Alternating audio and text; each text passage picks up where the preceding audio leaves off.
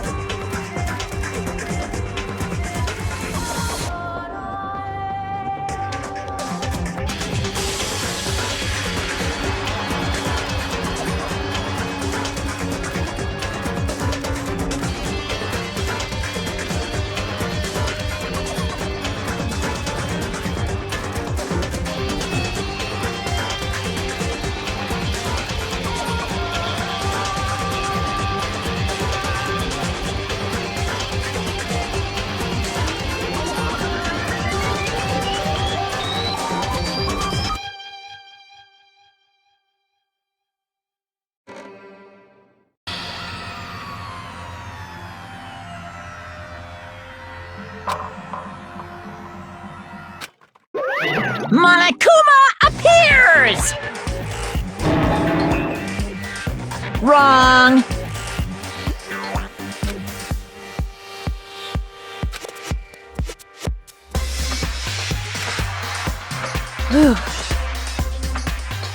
Boy, tough crowd.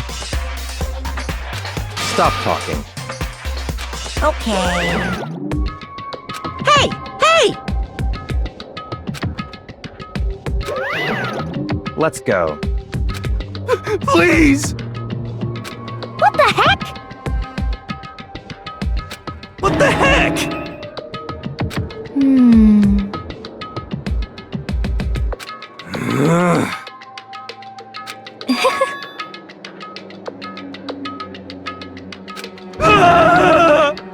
Hey. That's right.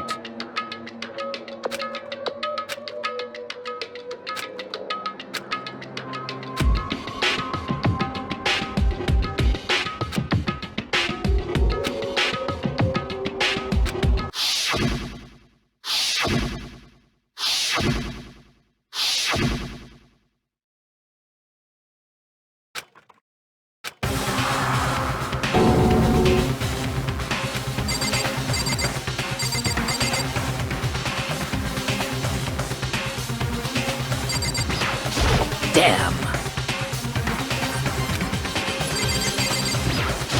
Just the worst.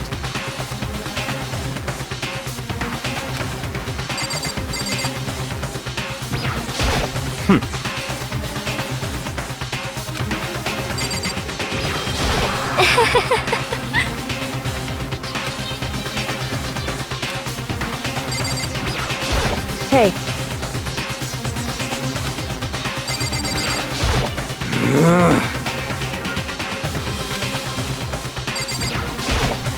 Yes, yes.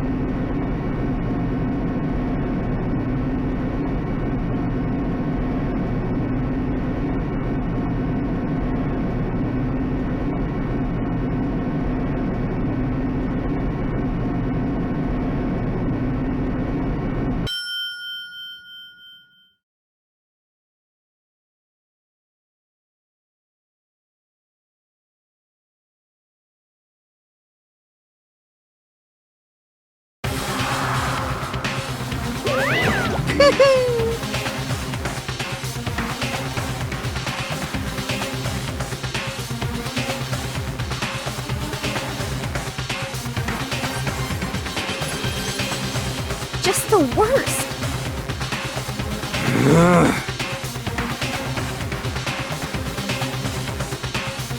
Wah-wah? Come on. Yoo-hoo!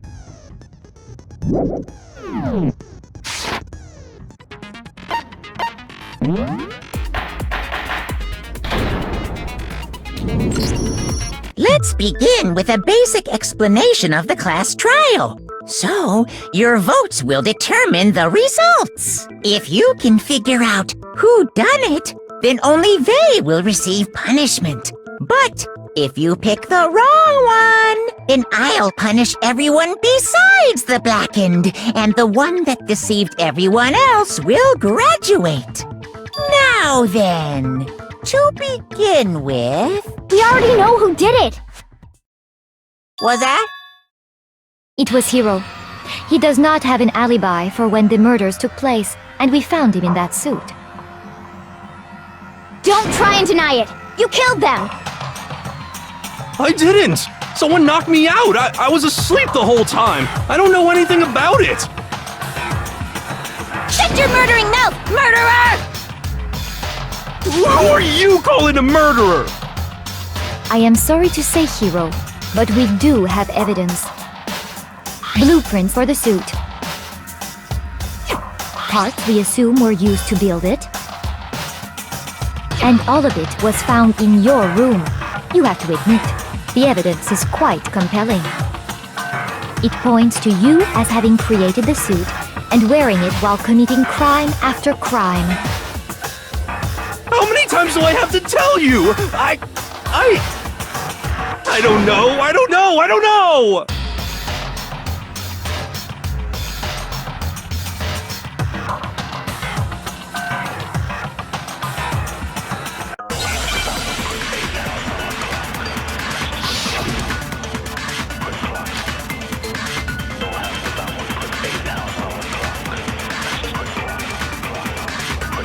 Everything we found in your room.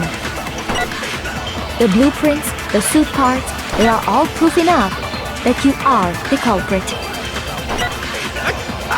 I don't know anything about that stuff! It's not true, it's a conspiracy! Hiro, why? Why did you kill them? No! Just hold on a second!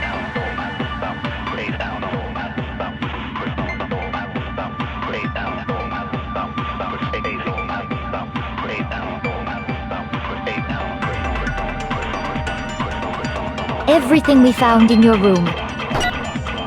The blueprints, the suit parts, they are all proof enough that you are the culprit. It's not true! It's a good... Hiro, why? No! Just hold on a second! Everything we found in your room, the blueprints, the suit parts, they are... No, that's wrong!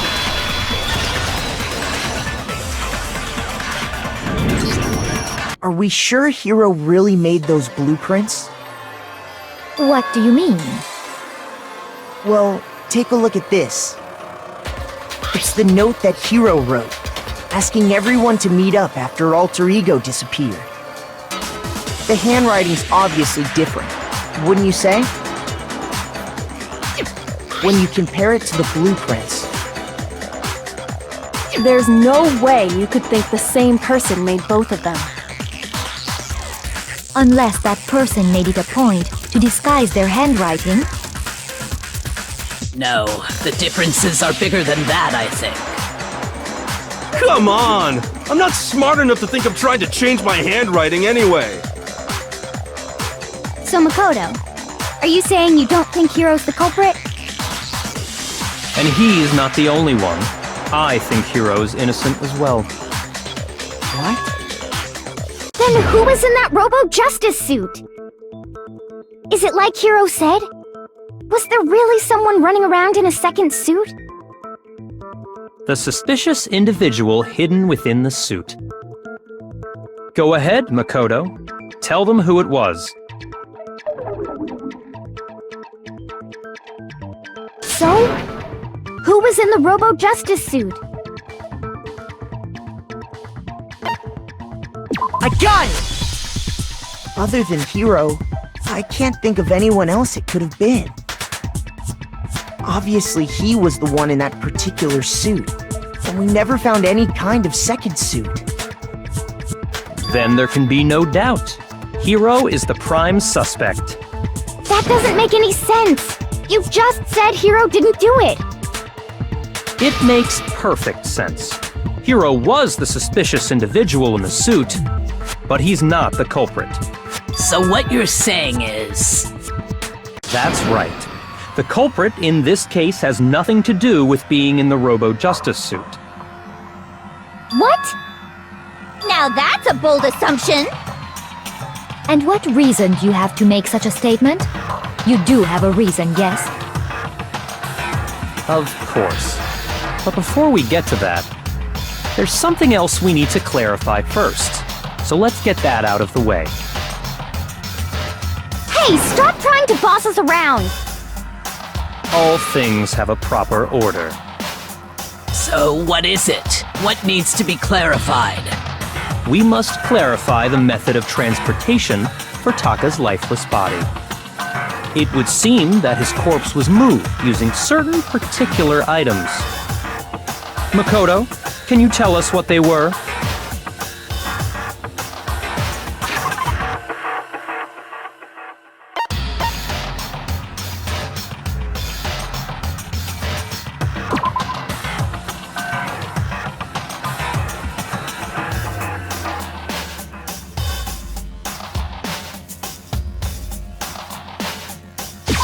I got it!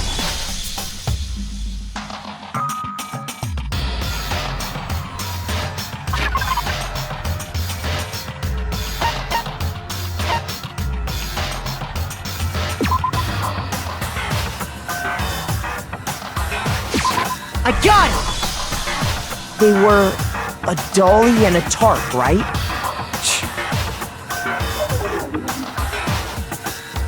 So, let's see if I can explain. Taka's body disappeared from the equipment room, and then we rediscovered it in the repository. And when we found it for the second time, it was wrapped in a blue tarp, right? It was the same tarp that, up until then, was stored in the equipment room. So the killer must have seen it there, and decided to use it when they moved Taka's body. That way, they wouldn't leave any bloodstains while they were moving it. Okay, that explains the tarp. And the dolly? Same thing.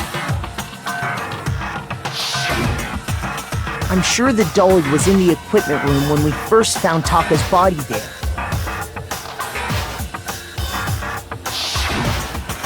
But when the body disappeared, so did the dolly.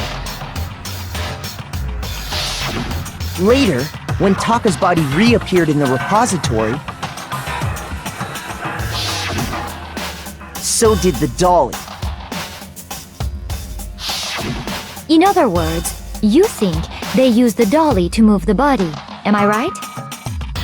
But are you sure you are not mistaken? Huh? Are you absolutely positive the dolly was in the equipment room when we found Taka's body? That for moving large objects between the repository and the art room.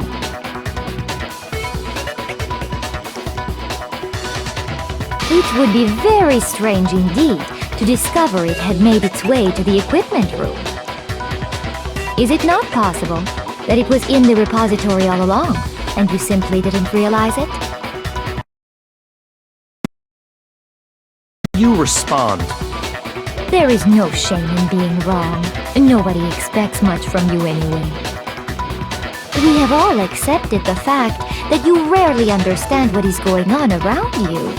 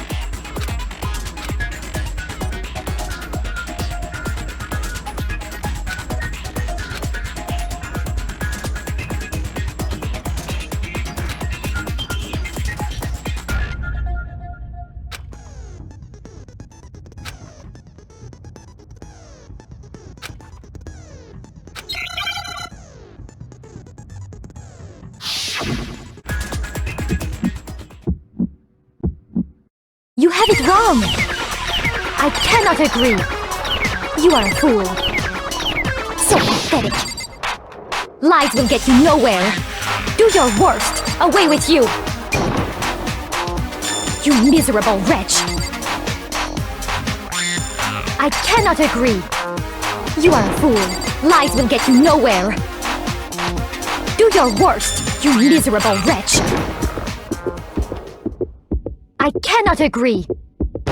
This should prove it.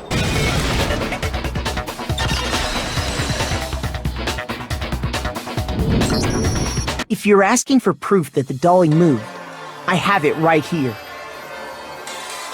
When I found the dolly in the repository, one of the wheels had a blood stain on it. There was a pool of blood in the equipment room with a tire mark in it that matched the dolly wheel's tread. The killer probably rolled the dolly through the blood on accident as they wheeled the body out of the room.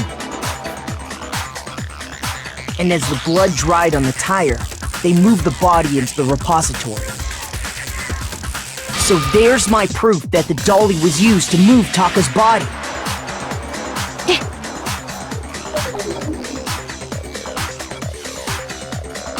Well, anyway, that was just something we had to get out of the way. Let's get back to the main subject. Yeah, the subject of how Robo-Justice didn't do it. 'Cause if it's not a killer robot, then what kind of robot is it? I'm not sure that really matters. I'd be happy to explain why the occupant of the suit couldn't possibly be the killer. If you look back on how the body was transported, it will become immediately obvious.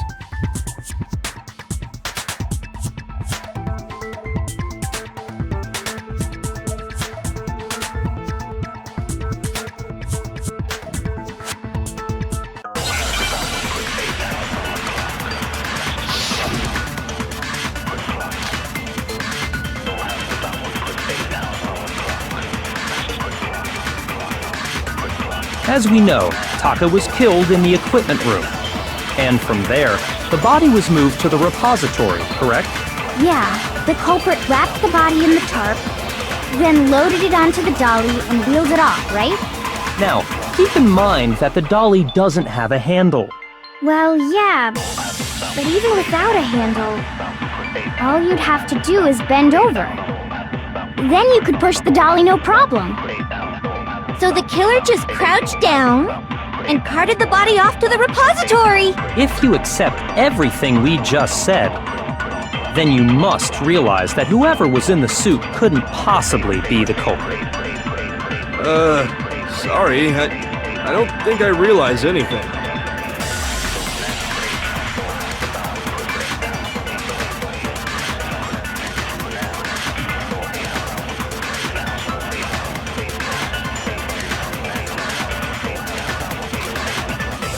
As we know, Taka was killed, and from there, the body... Yeah, the culprit then loaded it onto the dolly. Now, keep in mind... Well, yeah, all you'd have to do is bend over.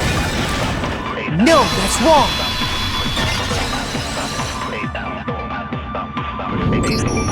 You're absolutely right that you could push a dolly without a handle if you stoop down low.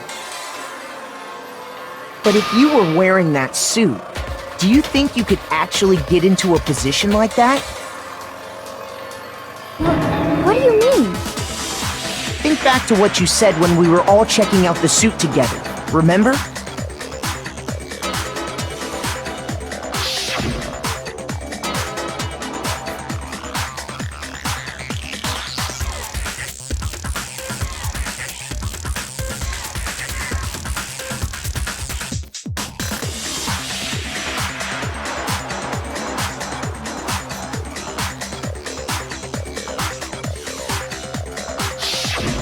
When you're in that suit, not only can you not see your feet, but you can't even bend at the waist.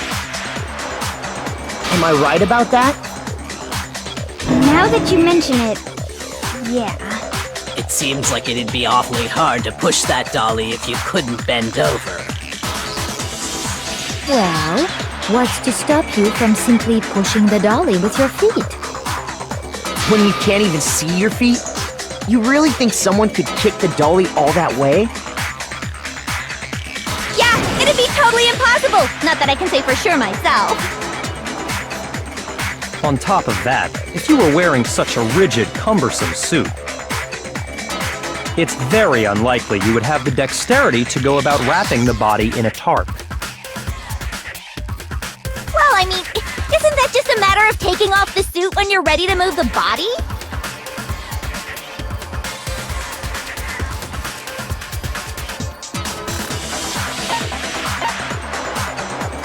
I got it! I don't think taking off the suit was an option. If you remember...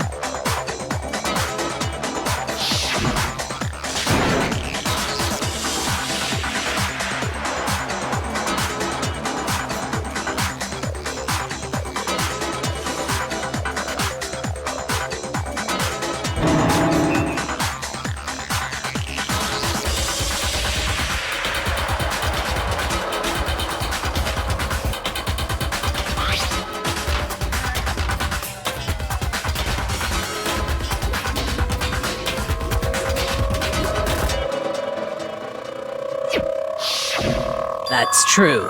It seems impossible to put the suit on or take it off without help. Then, you really can't take it off by yourself? Hiro wasn't just making it up? Of course I wasn't making it up. If he could have gotten it off by himself, I don't think he would have let us see him wearing it. Showing up in the suit was basically an invitation for everyone to suspect it. Yeah, that's right! So, it's really, really true that Robo-Justice couldn't have moved the dolly? To be clear, whoever did move the body, it couldn't have been Hiro in the robot suit, correct? No, wait. Just a second, if you please. Have you forgotten about the picture that I took? You all got a good look at it, did you not? The image of Hifumi being dragged away by Robo-Justice? If whoever was in that suit is not the culprit, how do you explain that? Besides, do you remember what the now deceased Hifumi said?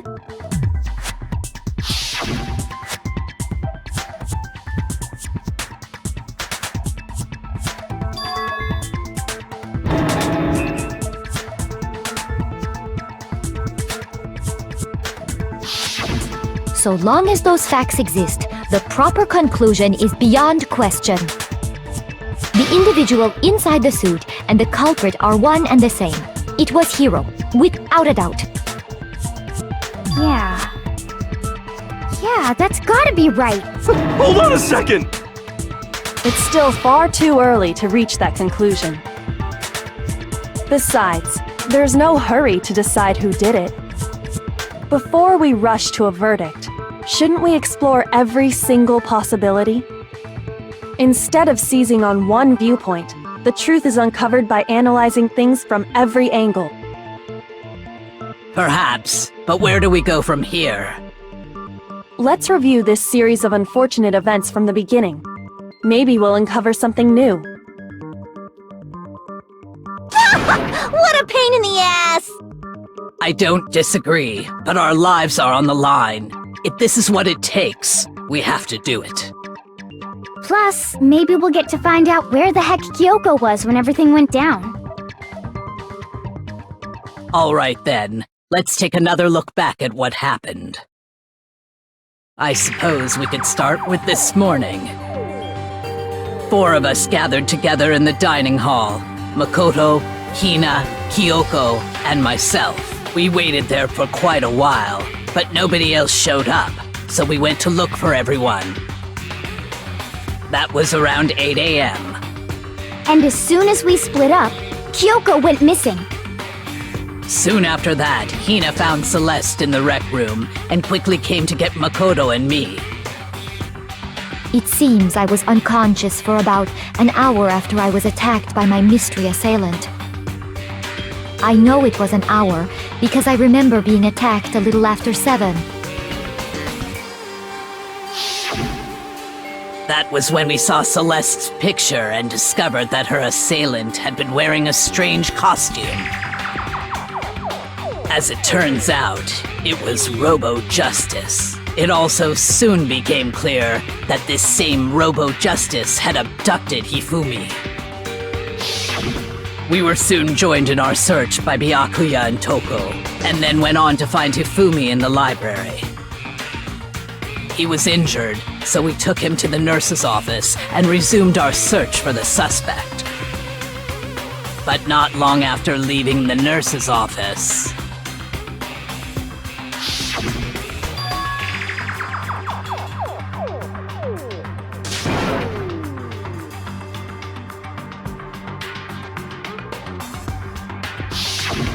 when Celeste told us that, we decided to split up and search the second floor. And soon after that, I saw someone moving around on the third floor, and I yelled out to everyone as soon as I did.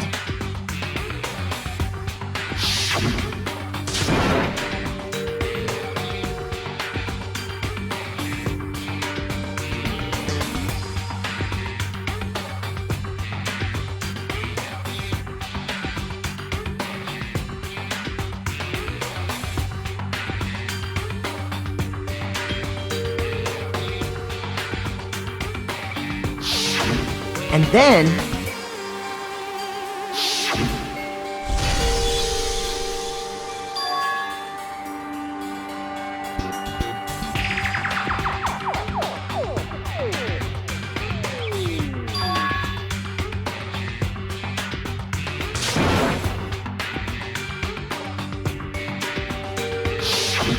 At that point, we decided to divide up into two groups. Celeste, Hina, and I went back to the nurse's office, while Sakura, Byakuya, and Toko chased after the suspect.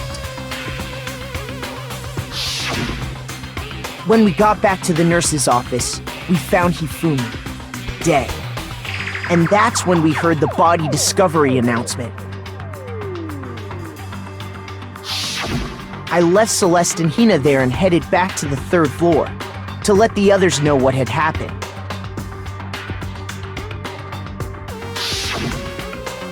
Meanwhile, we had just discovered Taka's body in the equipment room. We must have found both bodies at almost exactly the same time, because we heard the same announcement not long after we discovered his body. And that's when I told you guys about Hifumi. Then the three of us headed for the nurse's office. But right after we left the physics lab, we ran into Celeste, who'd arrived after us, and she told us something very surprising.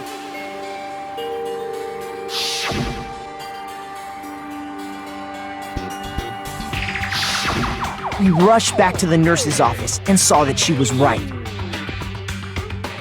Then we remembered we'd left Toko passed out in the equipment room, so we hurried back again.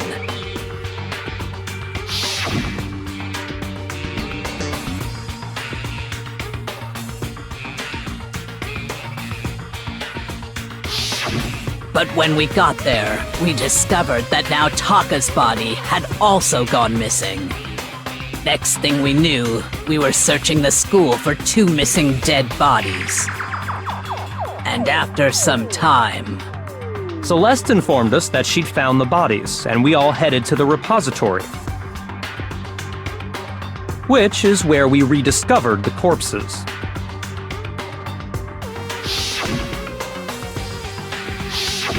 I think that about covers it. I see. The whole thing sounds exceptionally complicated. It certainly seems to me that these are not a simple series of connected events. Okay, well, if that's true, then what?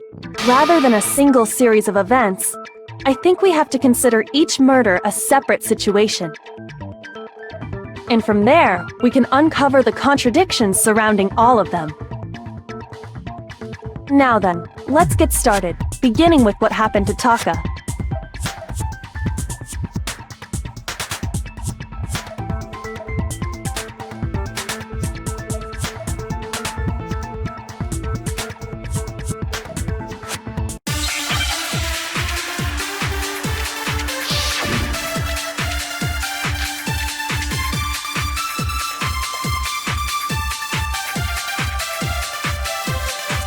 So, regarding Taka's death, I wonder if he died before Hifumi, or perhaps it was after? We already know what order they were killed in. Taka came last. What makes you say that? Because of the numbering of the Justice Hammers. It's true that Hifumi was killed with Justice Hammer 3, while Taka's death came from a swing of Justice Hammer 4. See? So it's obvious Taka came after.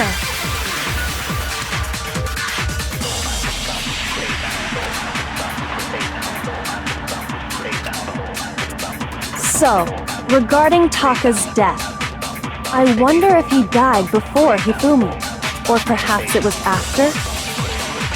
We already know what order they were killed in. Taka came last. What makes you say that? Because of the numbering of the Justice Hammers. It's true that Hifumi was killed with Justice Hammer 3, while Taka's death came from a swing of Justice Hammer 4. See? So it's obvious Taka came after.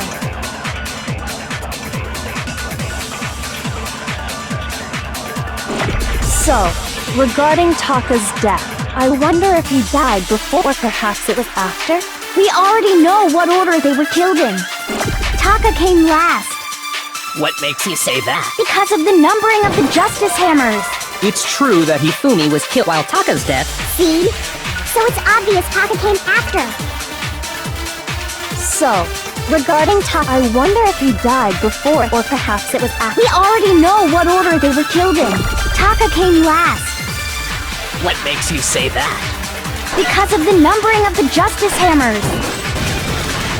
No, that's wrong.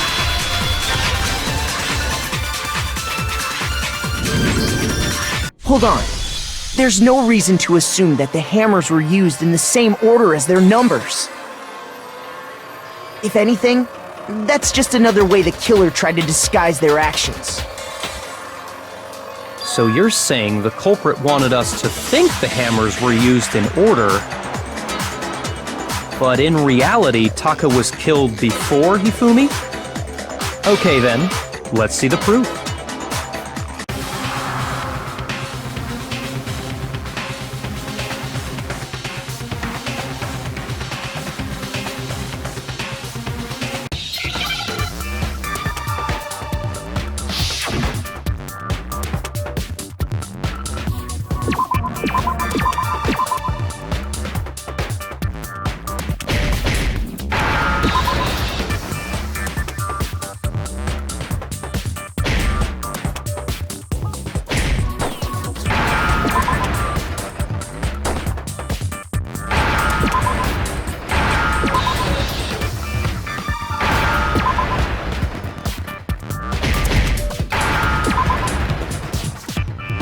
Now I understand! I've got it! Taka's wristwatch! See? Look! It broke with the hands pointing just past 6 o'clock. It must have gotten broken when he was attacked by the killer, because as of last night,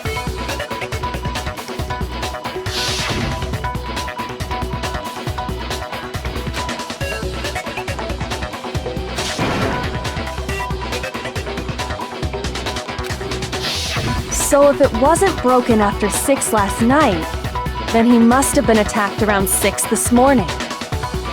And that would be his official time of death. But if that's true, then he was killed well before Hifumi. And before Celeste was attacked this morning, which happened around 7. That's right. Taka was killed before any of the other incidents took place. That simple fact slipped past all of us. We made the wrong assumption about the order of events, all because of those justice hammers. That's exactly why the culprit wrote the numbers on each hammer and had them increase in size. That way, when we saw how they were used in each incident, we'd easily make that wrong assumption. Now, if Taka was killed around 6, then everyone's alibis for his murder go out the window. Because when he was killed, we hadn't met up in the dining hall yet. That may be true in the case of Taka's murder. But all of our alibis still hold true for Hifumi's death. That's right. With him, at least, we're all safe.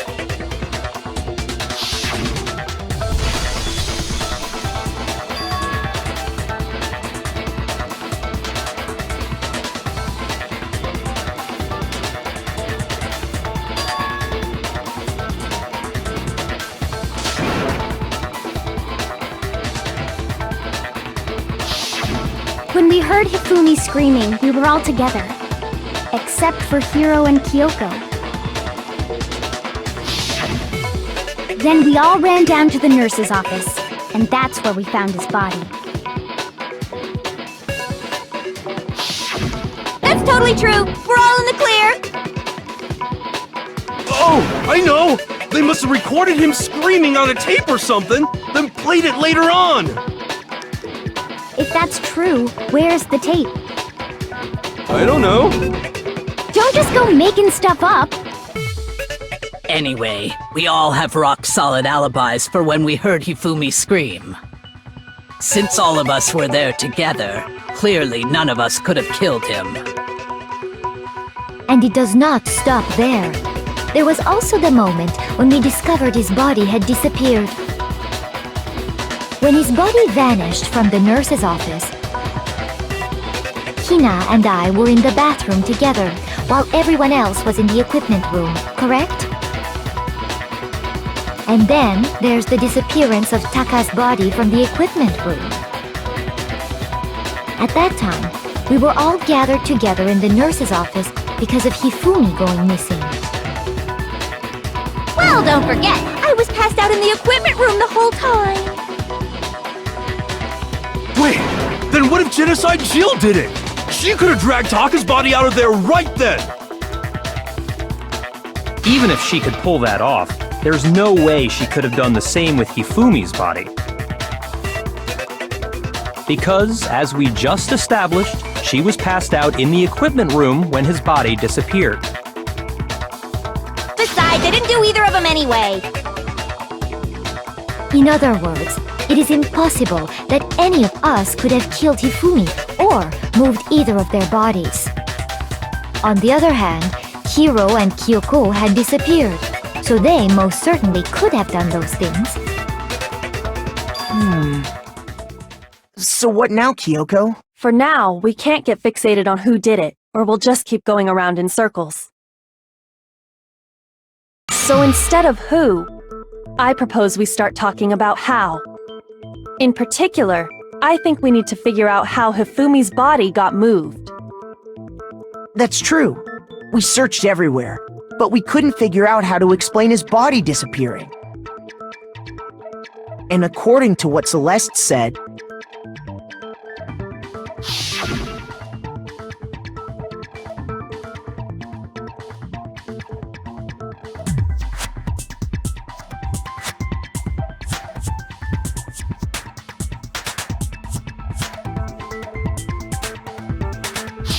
his body apparently disappeared in the 1 minute her and Hina took their eyes off of it.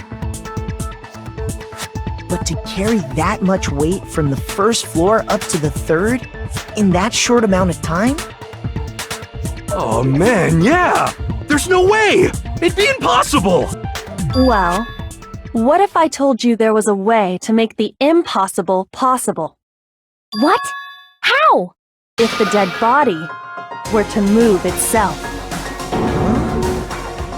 The dead body moved on its own? No! Not another... ghost! I don't think it has anything to do with the occult. I think what she's implying is...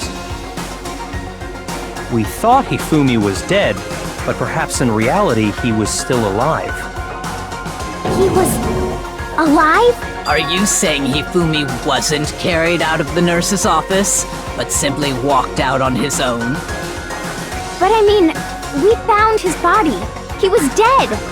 Perhaps he was simply playing dead. That it isn't possible.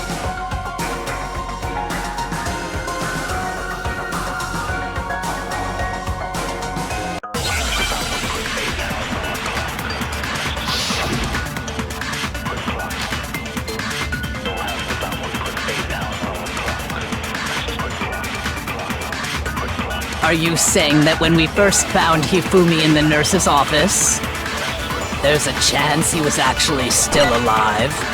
No, it is impossible. Hifumi was dead, without a doubt. And you know that how? Surely you heard the body discovery announcement along with the rest of us. Hifumi's dead body had been found. And that is why the announcement was made.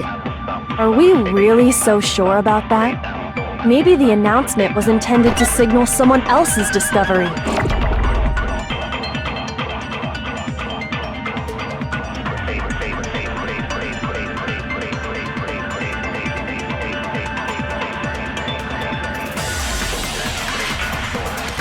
Are you saying that when we first found Hifumi in the nurse's office, there's a chance he was actually still alive? No, it is in Hifumi was dead. And you know that Surely you heard the body discovery. Hifumi's dead body had been found. No, that's wrong.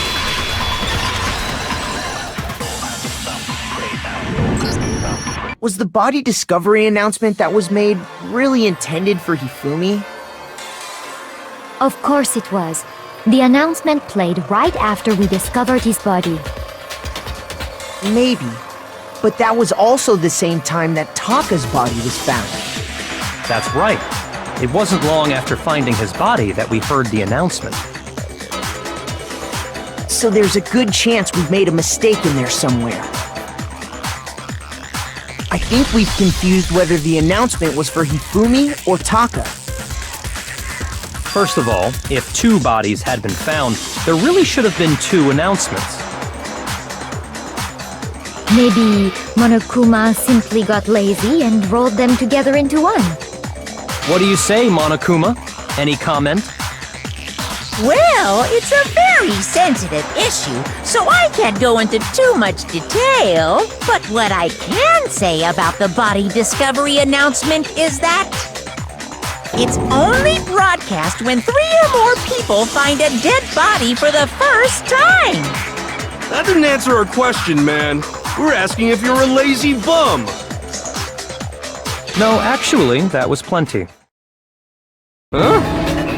He said it's only broadcast when a body is discovered for the first time, which means even if we find the same body again later, he won't make the announcement again. If that's true, then why was the announcement made again later on? Huh? Later on? Exactly. We heard the body discovery announcement twice.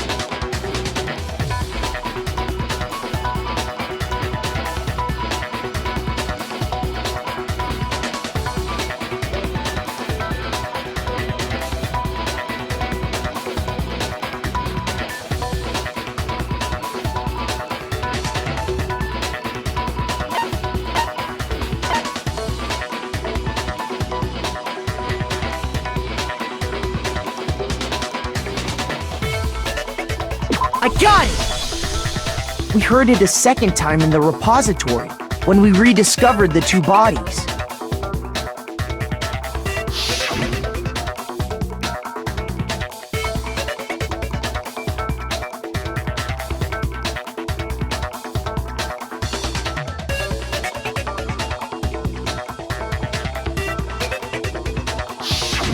It didn't seem weird at the time.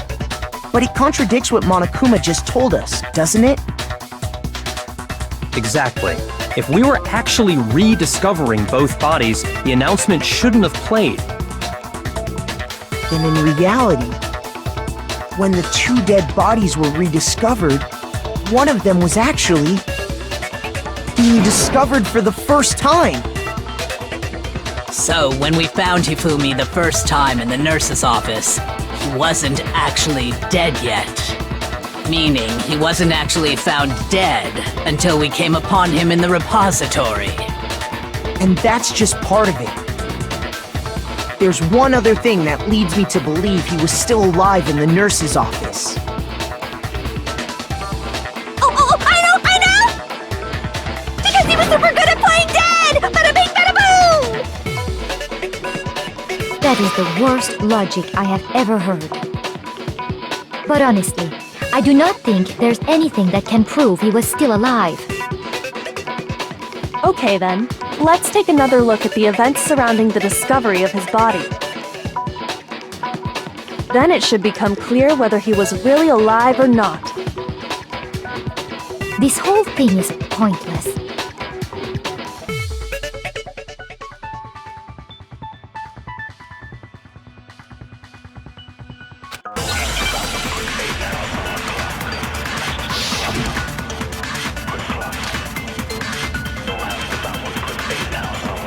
Well, here's one thing we do know. The first time we found Hifumi's body was in the nurse's office. And then, while me and Celeste were in the bathroom, his body disappeared. And the next time we saw his body, it was in the repository. But when you compare his body before being moved and his body after being moved, other than the change in how it was positioned, there was no notable difference. Then, was he really still alive? Of course not. It is impossible. This is ridiculous.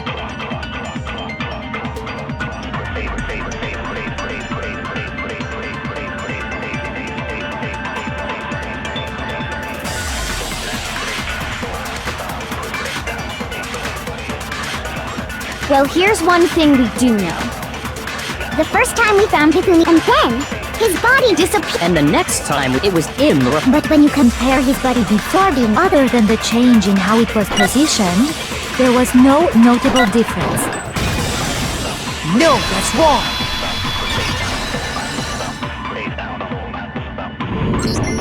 In fact, there was one clear difference between Hifumi in the nurse's office and the repository.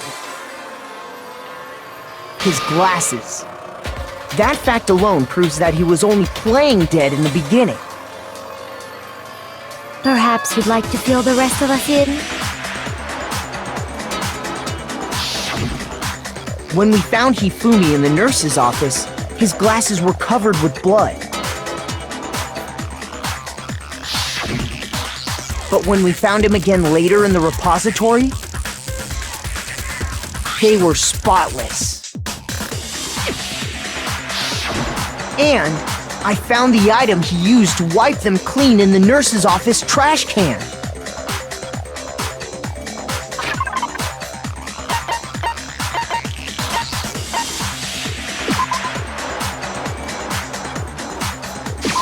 I got it! It was a glasses cleaning cloth featuring a certain cartoon mascot.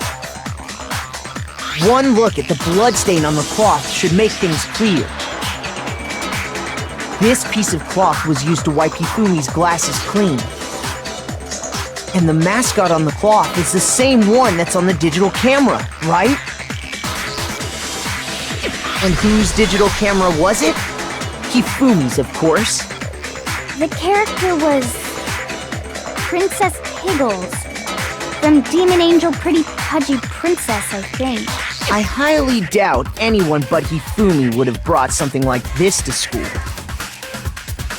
I see your point. And the only people here who wear glasses are...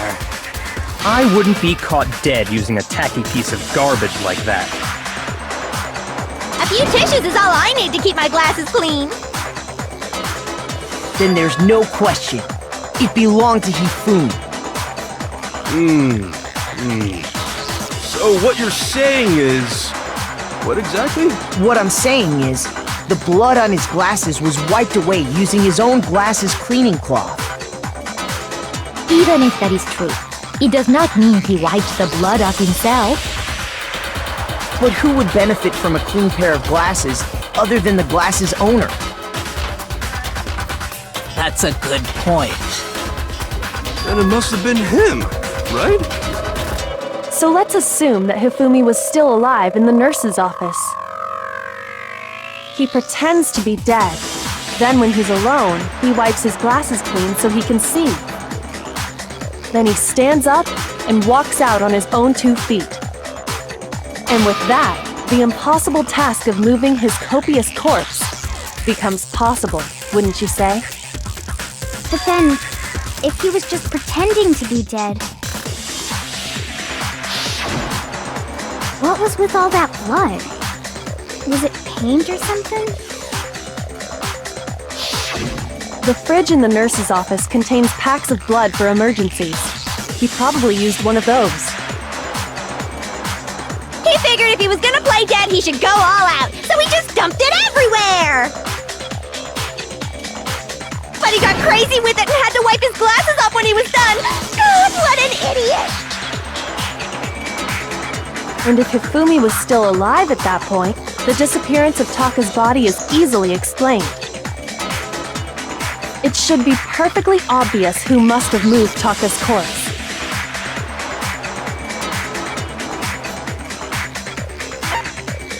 I got it! It could only have been Hifumi. While we were all gathered in the nurse's office, he went to the equipment room and took Taka's body. That also explains how the door to the repository got locked. The door was locked? Well, after the bodies disappeared, we all went looking for them, right? So me and Sakura headed for the repository. But when we got there, the door was locked. And the repository door can only be locked from the inside. Which means when Hina and Sakura got to the repository, someone was already inside. And it could only have been Hifumi, who just finished stashing Taka's body there. He convinced us all he was dead, and when he saw his chance, he dragged Taka's body to the repository. So, Hifumi wasn't just another victim in this case. He was one of the assailants. But that means he took part in the murders. I just can't believe it. If you're having trouble, would you like me to show you one more piece of evidence? There's more? Oh, absolutely. The single biggest fact pointing to his involvement has yet to be revealed. You know what I'm talking about, right, Makoto? The item he took off of Taka's lifeless body?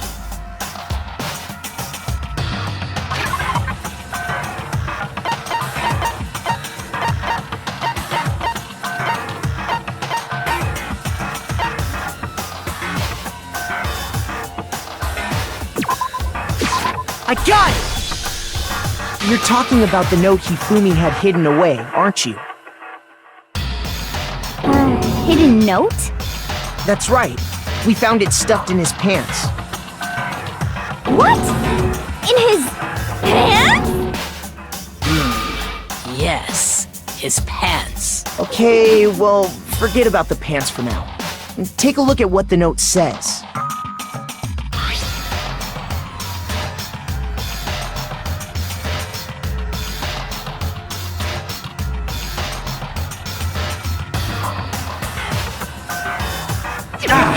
That's the note I was telling you about! The one that told me where to go! Huh? Wait, this one's a little different. In my note it said, Monokuma can't find out, so don't tell anyone else for now. Let's meet in the rec room at 1 a.m. I see. Then this note isn't the same one Hiro got. It's not the same? In other words, the killer got in touch with another person besides Hiro. And that person could only have been...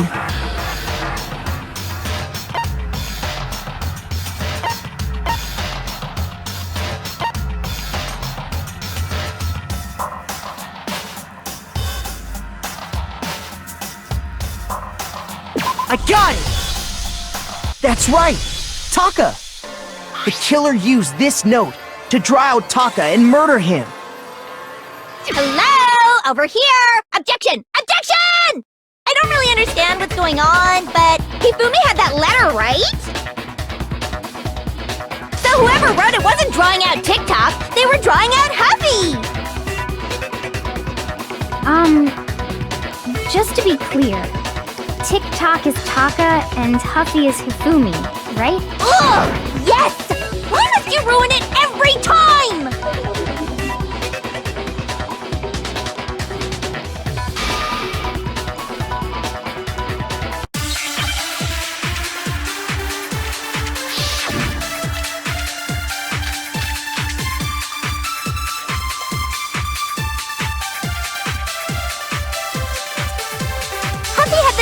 right? Then the person it was intended for must have been Happy! But remember what the note said. What time did it say to meet? 6 a.m., I believe. The time doesn't matter! The note has nothing to do with TikTok!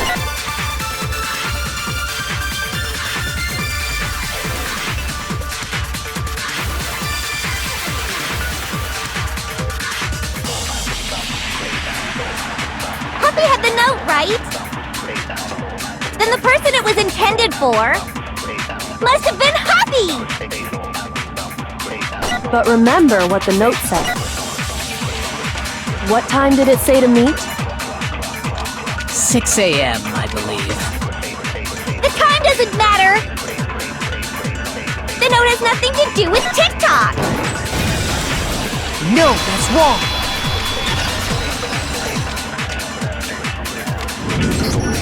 No, there absolutely is a connection. What the hell are you talking about? The note said to meet at 6 a.m., which is the same time Taka was murdered. We've already proven that using his wristwatch. But there's more. Look where the note says to meet. The equipment room, right? Which is where Taka was killed. I see. So, Taka was murdered at both the time and place written in the note.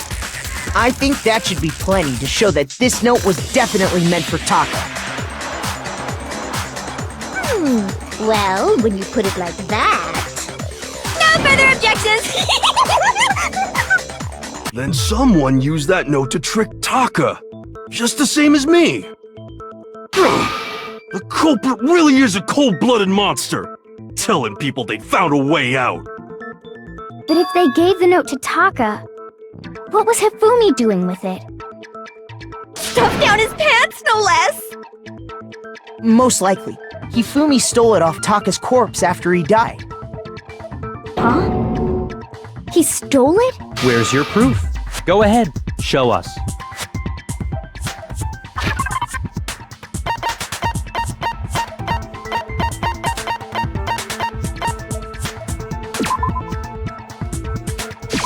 I got it! When I searched Taka's body, I saw that his lifeless hand was gripping a small scrap of paper.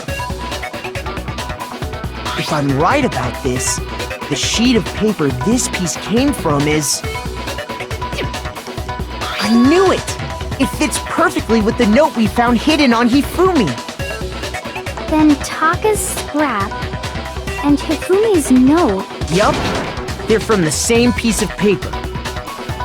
Hifumi had the note meant for Taka, while Taka's corpse still grasped a small piece of that note. There's only one way to explain it. Taka died clutching the note. Hifumi tried to free the note from his death grip, leaving behind only one small scrap. Did I get all that right? That means Hifumi knew the note was important. Exactly. Which proves that he was an accomplice in the murder. Whoa. Yeah. After seeing all this, Hifumi was super involved in this whole thing for sure. In fact, he was behind the whole thing. In fact, he's still alive! Sorry, no. When we found him in the repository, Hifumi was truly and completely dead. The second body discovery announcement proves that. So then, who killed Hifumi? Whoever did is the mastermind, the true killer. He was killed in the repository, so he must have been killed not long after transporting Taka's body. So, he must have been killed after Taka's body vanished, but before we found both bodies in the repository. During that time, we'd all split up and were searching for Taka's missing body. In other words, during that time, none of us have alibis. Wait, but me and Sakura were together. Stop trying to steal the spotlight, you stupid walrus! Who are you calling a walrus? Anyway, when they were killed bothers me too. But there's something that's been bothering me even more. And what might that be? The weapon they used to kill Hifumi! The weapon? Yeah, because I mean, according to the Monokuma file, the way Taka and Hifumi were killed was almost the same, with them having similar fractures and all. But Justice Hammer 3 and 4 were still laying around in the nurse's office and equipment room, right? So if Hifumi was killed in the repository, the culprit would have had to grab one of the hammers, kill Hifumi, then put the hammer back where they found it. But wouldn't that be seriously risky for him? I'm surprised. It seems there's some semblance of a brain knocking around that skull of yours after all. Hell yeah, it's packed in there good and tight. He's right, though.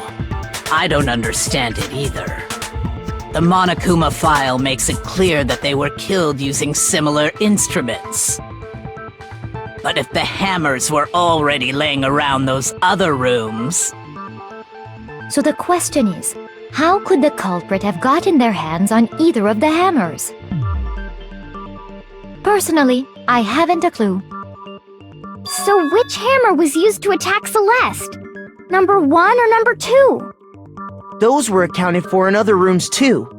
And I don't think either one is big enough to kill someone.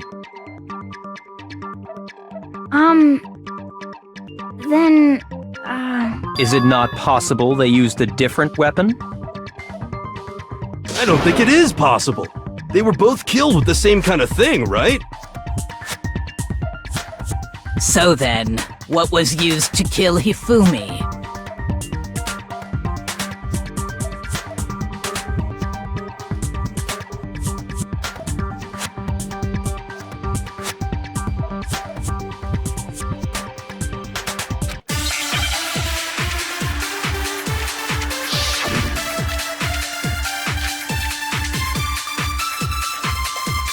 What was used to kill Hifumi?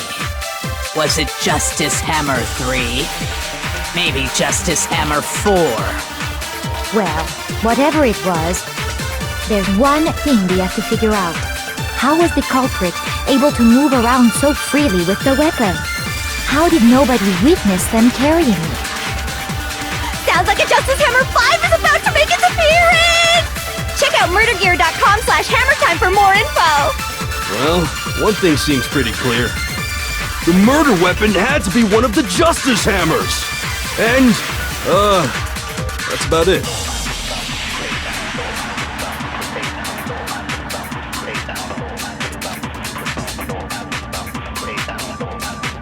What was used to kill Hifumi? Was it Justice? Maybe Justice Hammer? well, what if there's one thing? How was the culprit able? How did nobody witness them?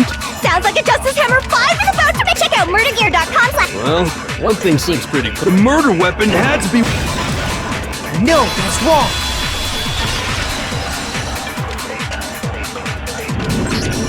The murder weapon wasn't a justice hammer at all. No, it was something completely different.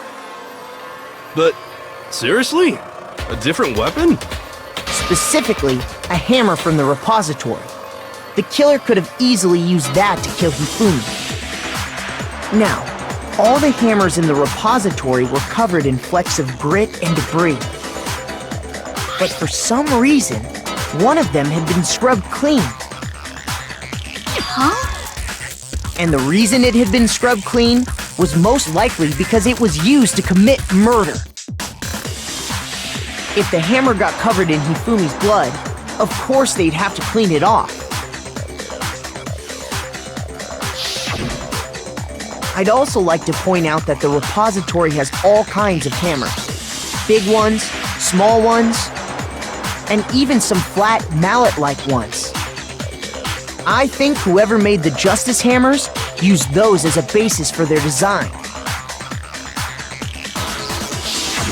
If that's true, that would explain the Monokuma file's note about the wounds being similar. So Hifumi moved Taka's body to the repository, where someone then used the hammer to kill him. And whoever did that is the true killer. The one Hifumi was working with. And the one who betrayed him. Hold on a moment. I still think it's strange to assume someone was working together with him. The way the graduation rule works, there is no benefit to helping someone else carry out a murder. So the idea that anyone would work together like that is simply ludicrous. We talked about this, did we not?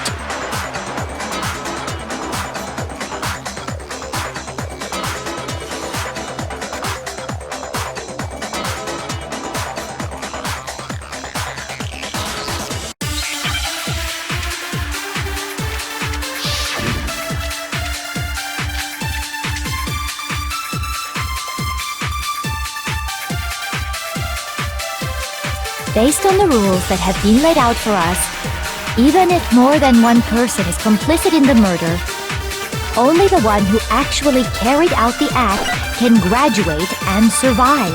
Assuming the rule holds true, it is simply impossible that two people work together on this. That is how the rule was explained to us. But that only really applies if there's one murder, right? In this case, however, there were two murders.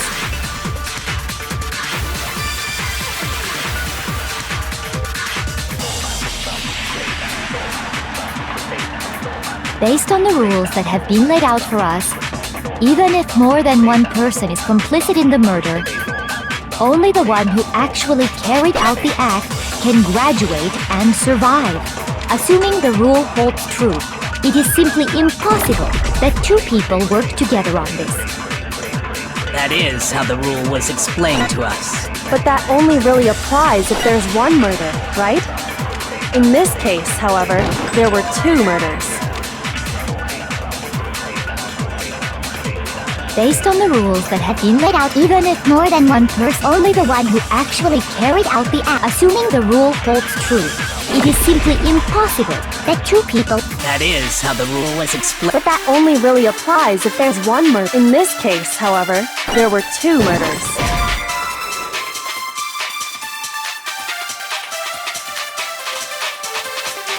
Shoot!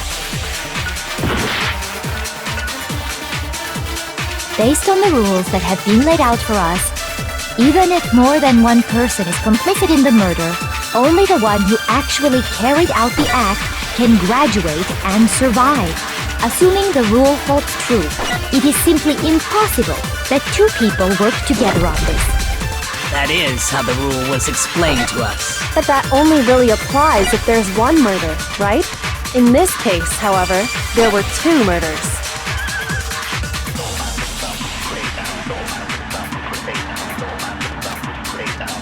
Based on the rules that have been, even if more than one, only the one who actually can, assuming the rule holds true, it is... That is how the... But that only really applies. In this case, however, there were two murders. Based on the rules that have been, even if more than one person, only the one who actually carried out the act, assuming the rule holds true, it is... No, that's wrong!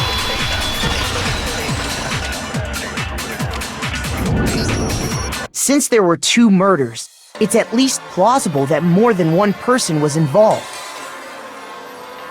What do you mean? If there'd only been one murder, then yes, the idea of an accomplice isn't really worth considering. Naturally, if only one person can be saved per murder, an accomplice has no risk versus reward benefit. Risk versus reward benefit? The payoff for working together. The reward that balances out the risk of taking part in a scheme. There's no point in being someone's accomplice if there's no benefit to you. However, if there were some potential mutual reward for the risk, then cooperation becomes possible. You're saying that two people could act as each other's accomplices to commit two separate murders. I think that's what the true killer told Hifumi. They would each have an accomplice for their crime. And based on the case's events, Hifumi would have been the first one to act, murdering Taka. They made him carry out the first murder so he couldn't back out of helping them later on. So in this case, there wasn't one single person committing multiple murders. Instead, each person killed someone, creating two separate incidents. And it only looked like one person because that's how the true killer designed it to look. A single suspicious individual, a similar weapon used in each crime, disappearing bodies. By creating one seamless set of circumstances, they made it look like one person was behind it all. The mastermind picked their target and managed to convince him to go along with their plan. And then, to avoid the no accomplices rule, they simply killed their accomplice. Which, if true, means that betraying Hifumi was part of the plan from the very beginning. That's just awful! How could anyone be so cruel? You think so? I can't help but admire its cunning. Still, their choice of accomplice seems odd.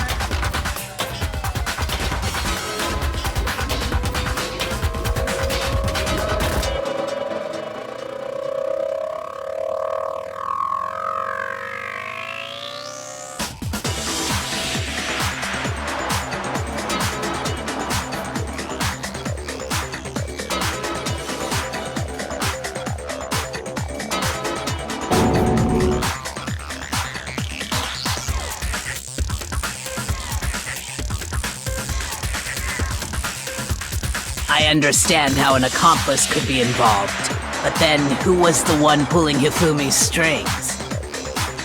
That's problem numero uno right now!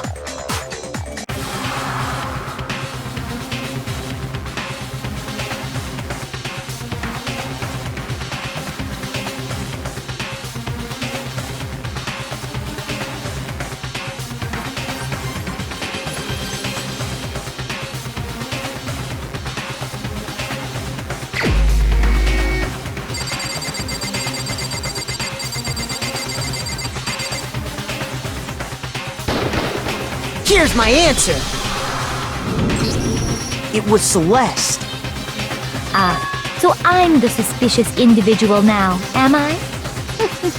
I really do hate this kind of joke. A joke? I wonder.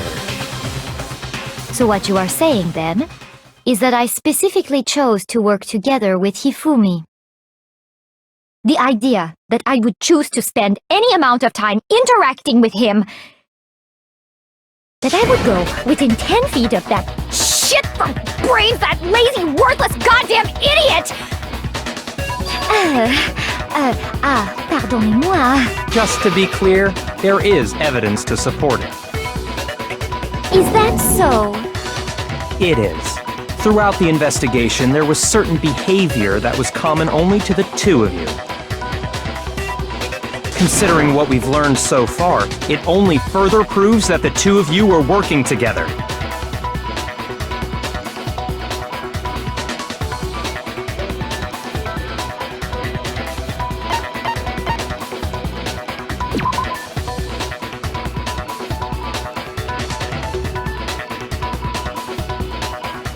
Shoot!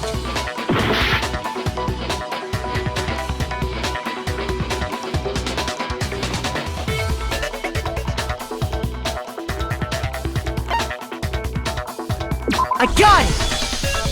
The behavior they had in common has to do with the suspicious individual in the suit, doesn't it? The only ones who ever actually saw Robo-Justice firsthand were Celeste and Hifumi. Shush, the adults are talking now. Sorry. As he said, only Celeste and Hifumi ever laid eyes on the costumed individual. If we accept that Hifumi was one of the culprits, we can't help but suspect what Celeste has said as well. Are you saying everything they told us was a lie? After taking Hifumi to the nurse's office, we all began our search for this individual, correct? And not too long after that, do you remember what Celeste said?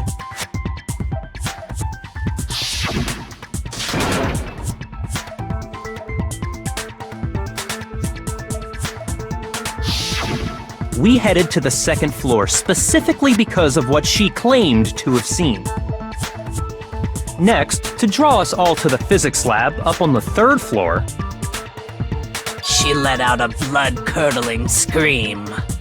and when we'd all come to see what was wrong, what was it she said?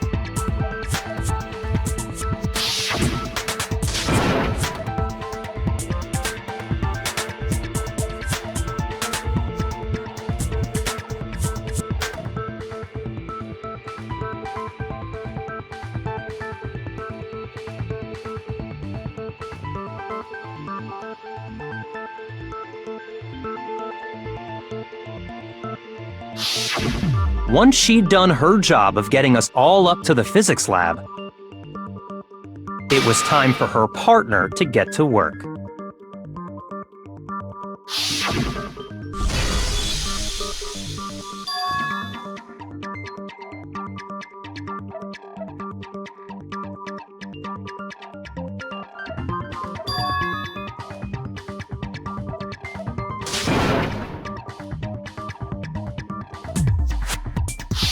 It was to get us to divide into two groups, so that we would discover both bodies at the same time? In fact, Celeste was precisely the one who proposed that we split up.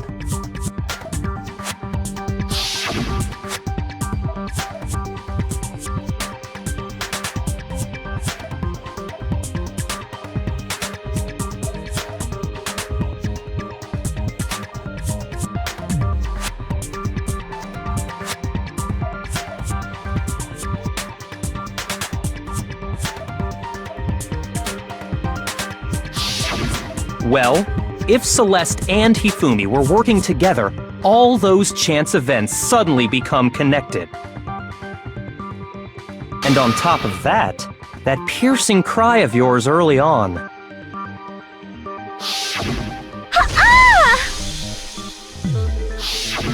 That was to signal Hifumi, wasn't it?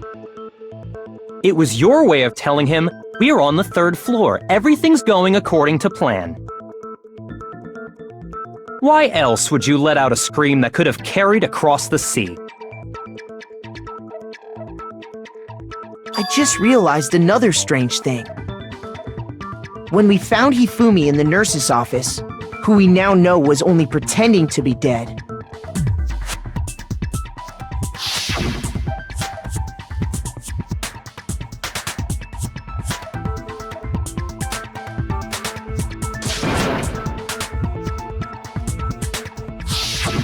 Celeste, you were the first one to say he'd been murdered. You wanted to make sure we wouldn't have any doubt in our minds. I don't believe it! Everything, the whole thing was one big act! Hina, you were with Celeste when Hifumi's body disappeared, right? Yeah. I was feeling kinda sick, so Celeste took me to the bathroom. Wait! Then that was... She wasn't worried about you. She just saw a chance to help Hifumi sneak out of the nurse's office. Each piece isn't much by itself, but start putting them together and the picture gets very ugly indeed. Wouldn't you agree, Celeste? I have no idea what you mean. Don't bother trying to deny it. You made one fatal mistake. Oh, did I? I didn't even catch it myself when you first said it, but looking back, I can say that that one little slip-up was your undoing. What are you talking about? I'm talking about what you said after Hifumi's body disappeared and we returned to the nurse's office.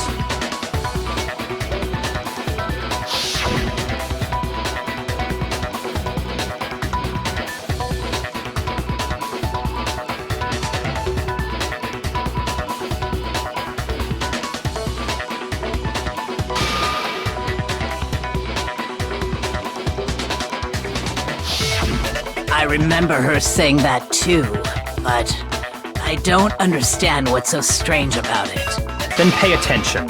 Sakura, Toko, and I were first to discover Taka's body in the equipment room. Then Makoto showed up and told us Hifumi had been killed, so Sakura and I left with Makoto. Once we were in the hall, we ran into Celeste, and the four of us headed to the nurse's office.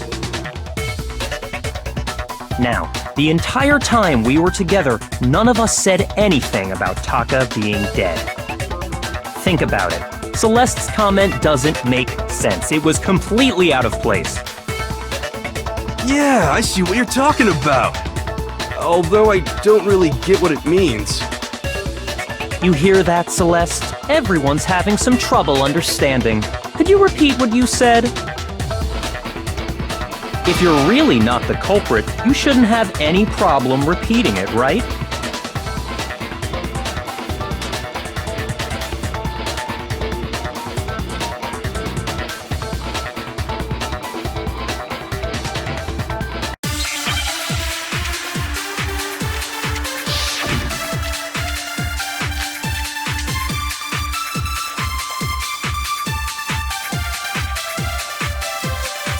All I said was, they must really be enjoying this.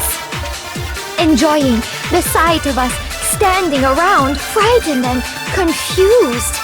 They must be positively elated. We are all going to die here. We are going to die, just like those guys died. And that is all I said. And that's all it takes to finish this. It's obvious, isn't it, what was so strange about Celeste's comment?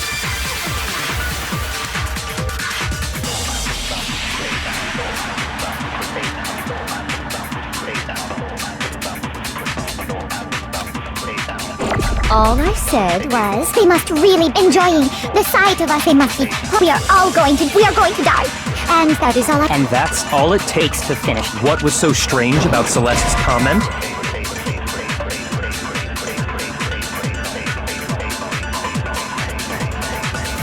Shoot!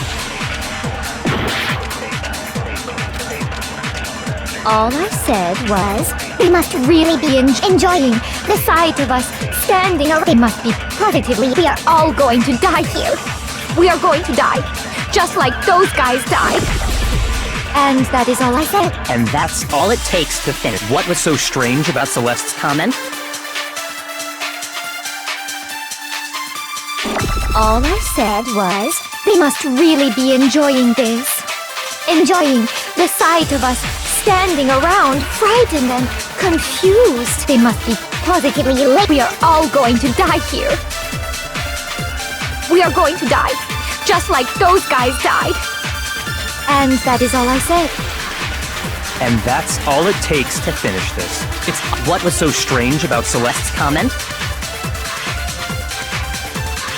All I said was, they must really enjoying the sight of us standing around. They must be positive. We are all going to die here.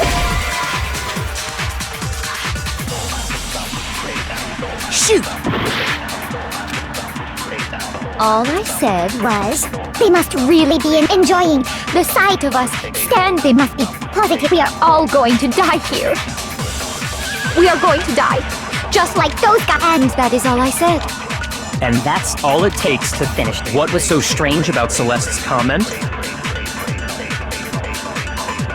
All I said, they must really enjoying the sight of us. They must be. We are all going to die. We are going to die. Just and that is all I said. And that's all it takes to finish this. What was so strange about Celeste's comment?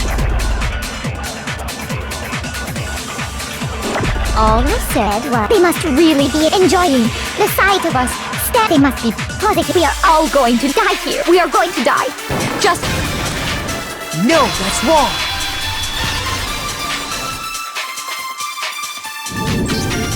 That's right.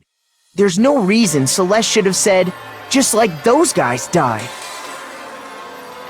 When she said that, none of us had told her Taka was dead.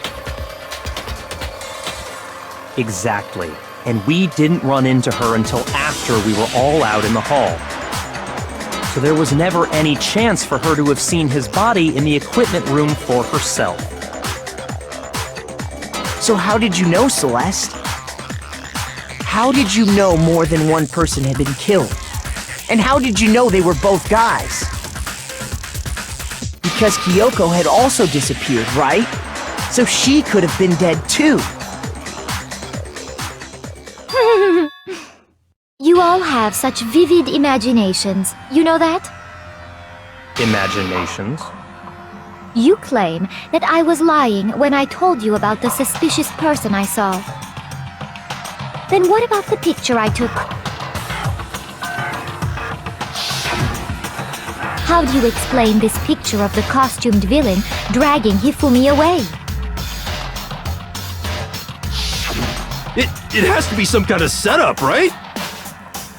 So let's put the suit on, and then she used the camera's timer to set up the picture. Have you so quickly forgotten? You are the only one who could have possibly fit into that suit. Plus, I happen to know that this particular camera does not have a timer. In other words, it is an unassailable fact that this is a picture of Hifumi being dragged away. If everything I told you was a lie, how can this picture exist? Simple. Are we sure that's really a picture of the suspect dragging Hifumi away? What could you possibly mean by that? Surely there are other explanations than the one you've offered up. No, there is no other explanation.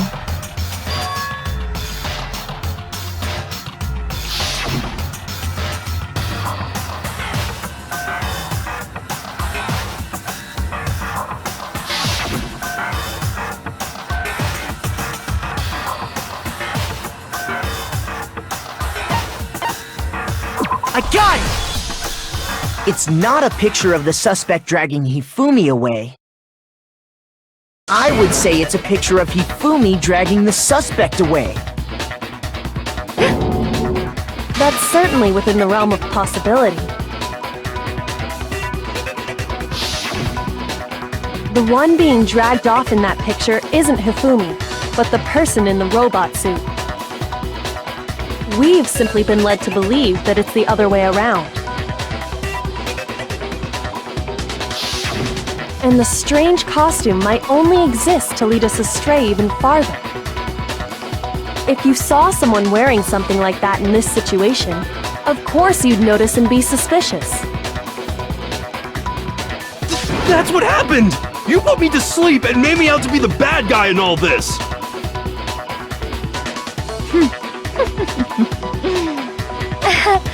Such a thing is utterly impossible. Hifumi was dragging him away? Ridiculous. Is it? I don't think it's ridiculous at all. Then shut your mouth and allow me to educate you.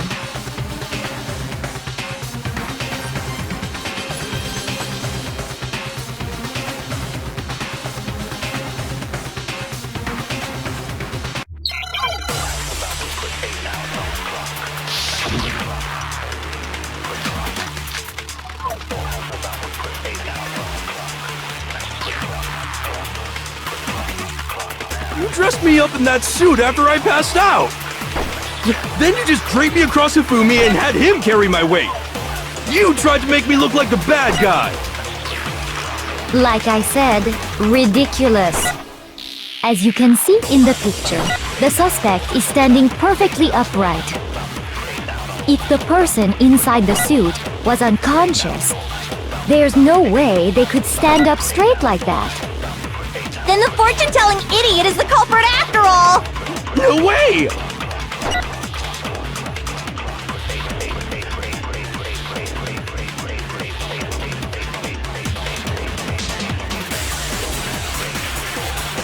You dressed me up in that suit after I passed out! Then you just draped me across Hifumi and had him carry my weight! You tried to make me look like the bad guy! Like I said, ridiculous. As you can see in the picture, the suspect is standing perfectly upright. If the person inside the suit was unconscious, there's no way they could stand up straight like that. No, that's wrong!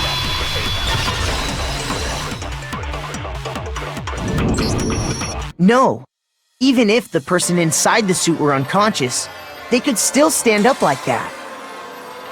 because that Robo Justice suit had a certain characteristic.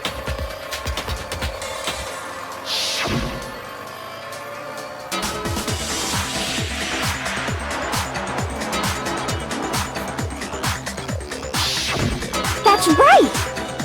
They totally made a mistake when they made it, so it couldn't bend at the waist. I'm not so sure that was a mistake.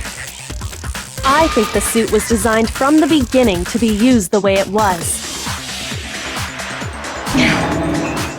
Celeste and Hifumi took the suit they'd specially designed and stuffed Hiro into it. That's how they were able to fake that whole thing. The point of it all was to make us believe whoever was in the suit was to blame. Well then, I suppose this is checkmate. Checkmate?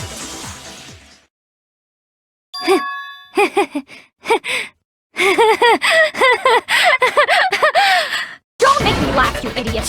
What do you mean, checkmate? Celeste? Clearly, you want to cram me into your little guilty box. Well, there's one little problem. Have you already forgotten what Hifumi told us as he lay dying?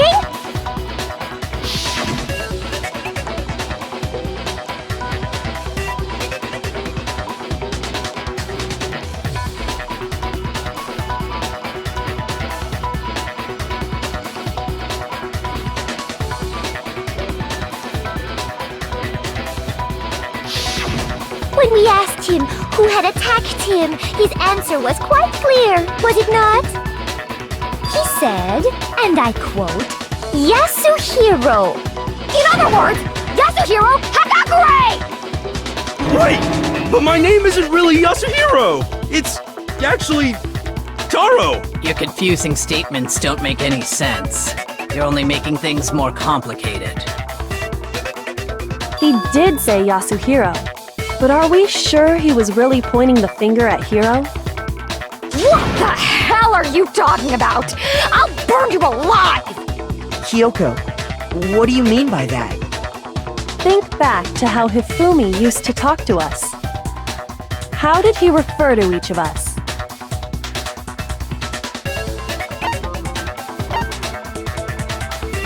I got it! That's right! Our last names! He called us all by our last names! Exactly. I know I heard him say Mr. Naegi more than once, for example. So if Hifumi did mean to say Hiro's name, he would have said his last name, Hagakure. I'm sure it was just incidental. By chance, his first name. Indecent? Don't talk. Random chance. Now isn't that a convenient explanation? No, there's no reason to think he would have said the name any different than normal. But he must have run out of energy before he could say any more.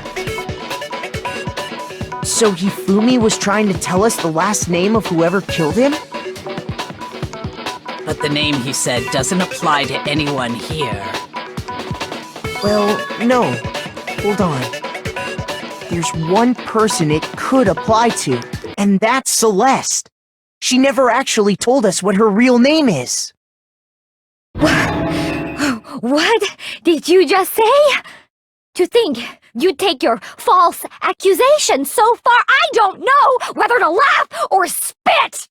Come on! Enough with your idiotic blather! Yasuhiro is a loser's name! Do I look like a loser to you? Well, do I? What? I think I've earned the right to be a little on edge. Okay, then fill us in. What's your real name? Fine. Make sure your ear holes are wide open and listen up! My real name is Celestia Ludenberg. Could you please stop making me repeat myself over and over again?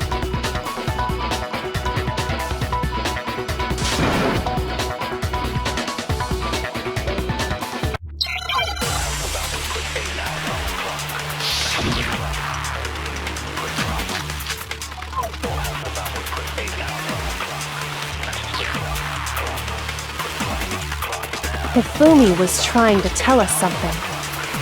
He wanted us to know the killer's last name, Yasuhiro.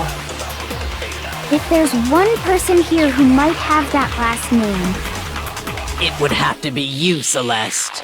You haven't told anyone what your real name is. How many times do I have to tell you? My name is...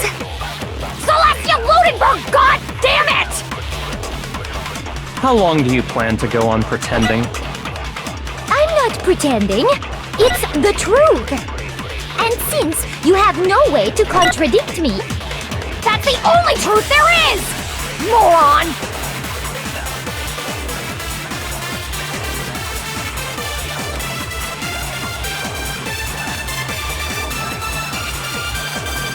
Hifumi was trying to... He wanted us to know the killer's last... If there's one person... It would have to be you, Celeste. How many times? Celestia Ludenberg! How long do you plan to... I'm not pretending.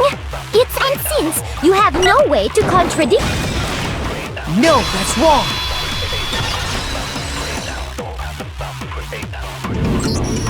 That's it! The handbook! What? Anytime you turn your handbook on, it shows the owner's name when it boots up, right? Monokuma told us all about it before.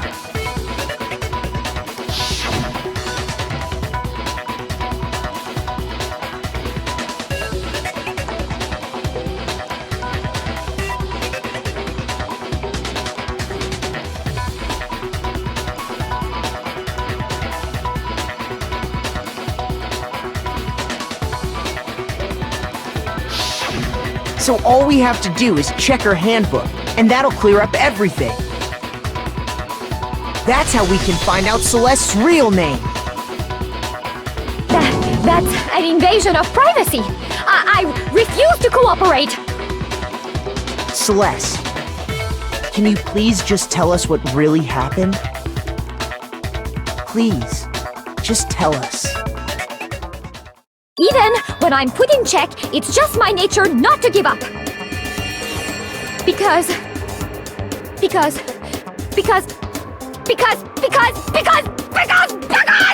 until the game's over, you never know what might happen. Fine then. Let me settle it. Let me go over the case again, from the beginning, and shed light on all your crimes. And that'll bring everything to an end.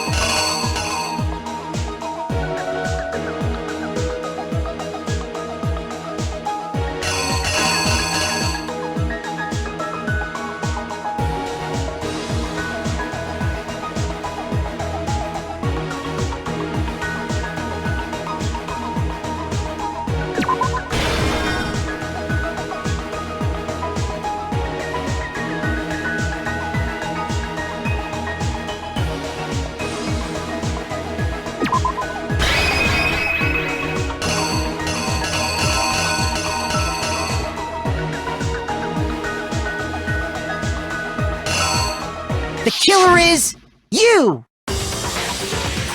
Before anything, the killer persuaded someone to help carry out the murder. And that person was...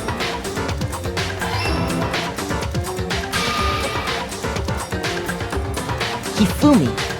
With an accomplice, the killer was able to execute a number of otherwise impossible schemes.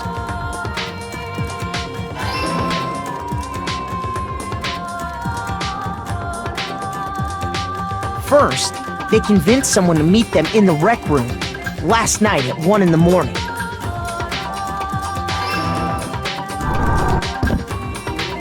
That someone they met with was Hiro.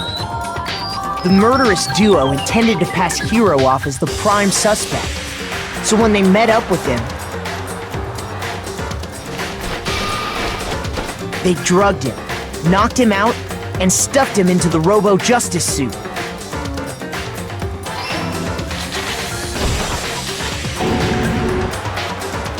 Next, Hifumi positioned himself to make it look like Robo-Justice was attacking him, while the killer used a digital camera to take pictures of the assault.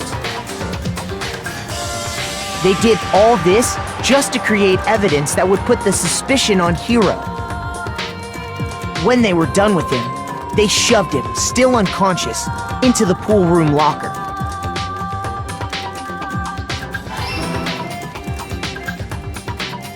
And then finally, at 6 a.m., they moved into the murder phase of their plan. They called Taka to the equipment room.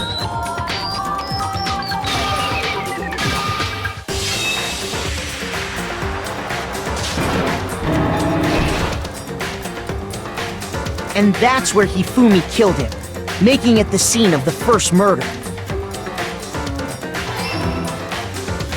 The murder weapon was Justice Hammer 4, which was left there in the equipment room. The reason Hammer number 4 was used was to create confusion about the order of the crimes. So, next they falsified 2 more assault incidents. For these attacks, the killers pretended to be the victims, to solidify Robo-Justice as the suspect.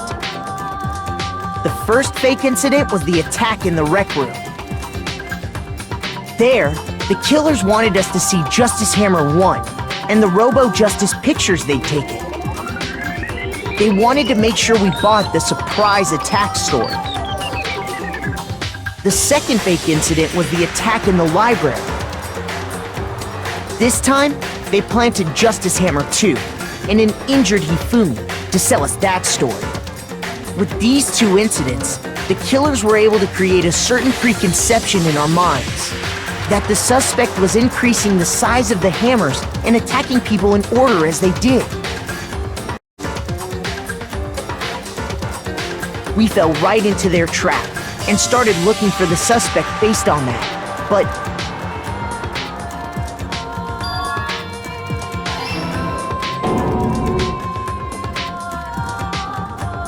while we did that, we left Hifumi alone in the nurse's office. This was exactly what Hifumi was hoping for.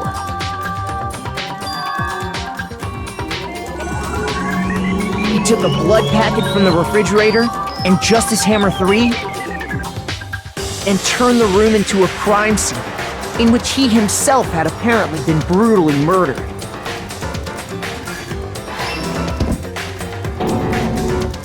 He let out a scream to draw us back, and when we returned, that's what we found.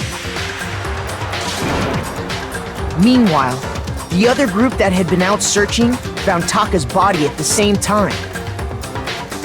So when we heard the body discovery announcement, we naturally assumed it was for Hifumi.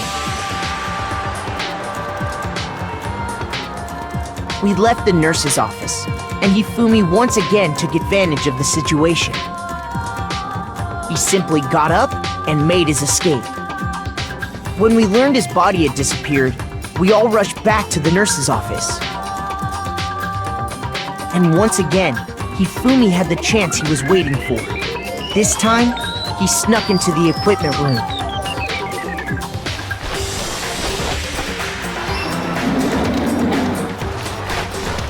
He wrapped Taka's body in a tarp and used the dolly to move it all the way down to the repository.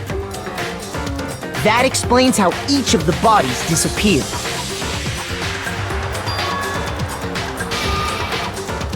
But even Hifumi didn't know what the true killer had in mind for their final act.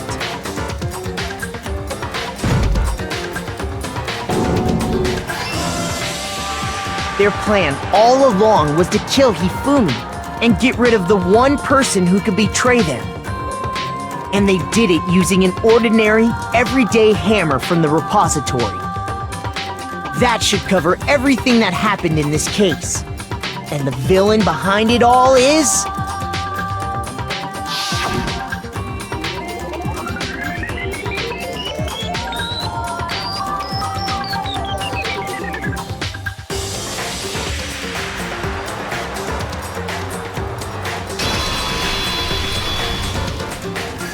Celeste!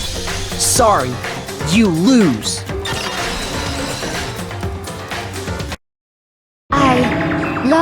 I lost? When was the last time I was forced to utter such words? They hang heavy around my neck. Then you admit it? You're the killer? Listen to you, trying to take charge, as if you're my private instructor. I, Celestia Ludenberg. Actually, no, Taiko Yasuhiro is fine. Kyoko? So, you finally accepted it. I'm the kind of person, once I've lost, I don't like things to drag on. Interesting.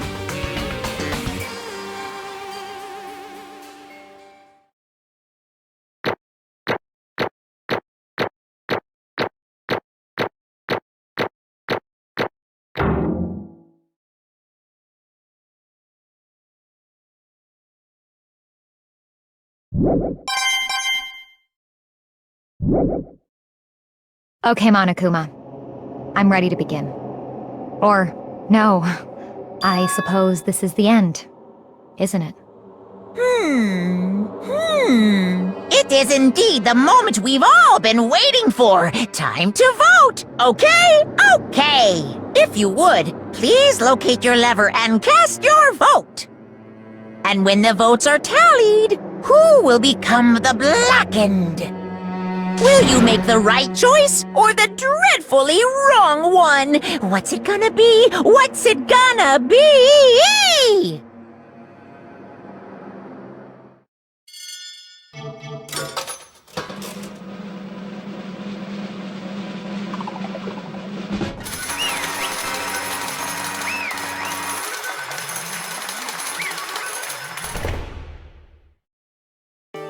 What?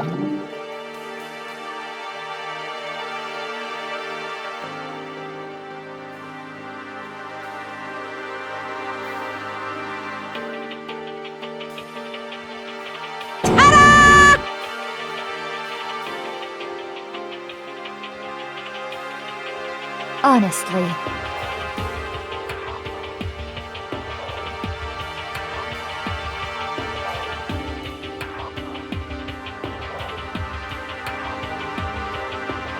I knew it.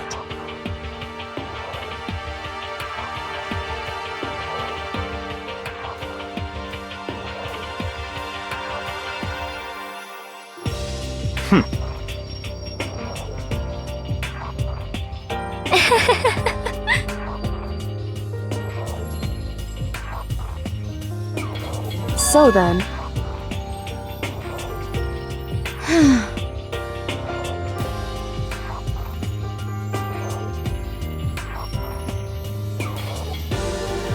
Indeed.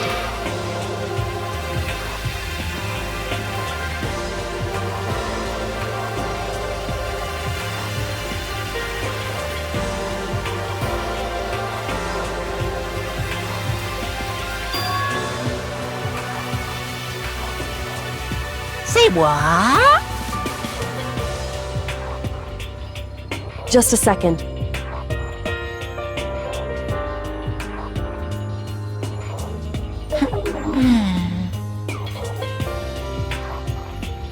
In other words, Indeed. I see.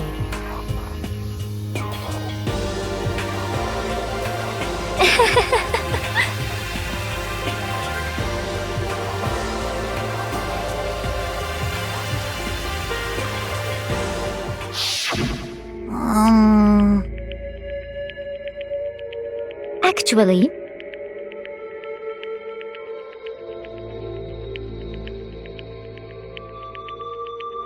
What?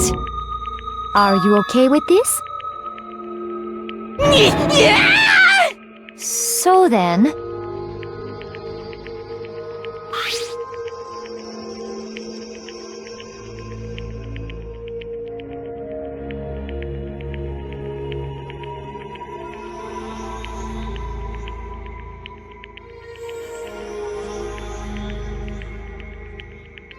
Damnation!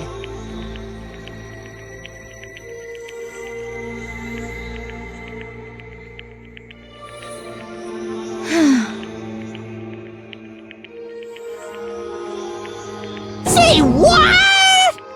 as for me,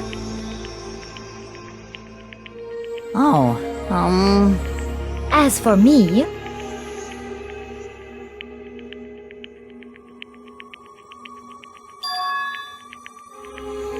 What?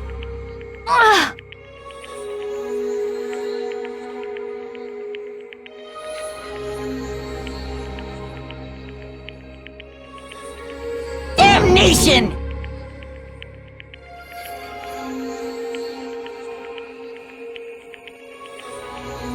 Say what?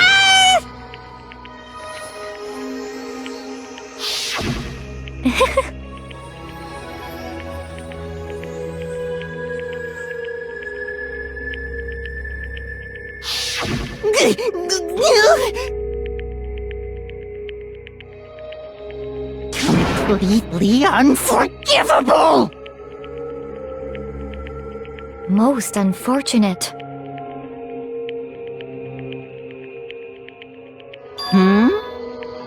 Actually,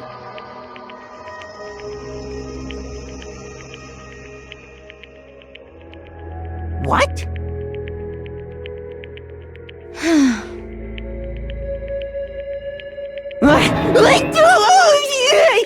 indeed.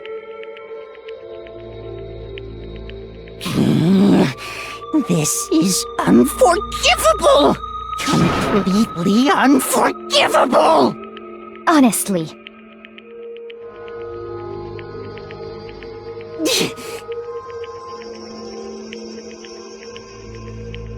I swear I will save her! actually,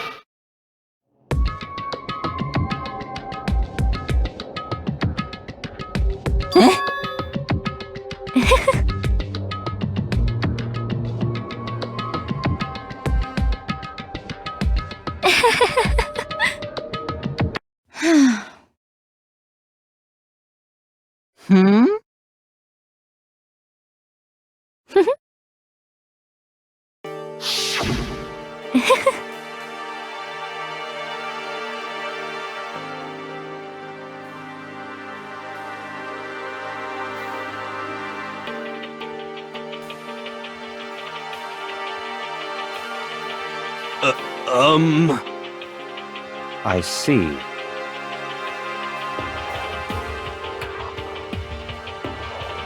indeed.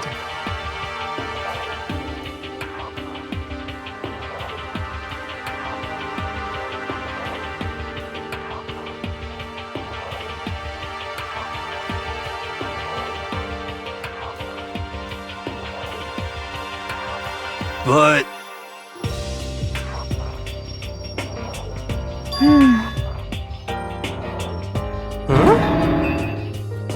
Let's see.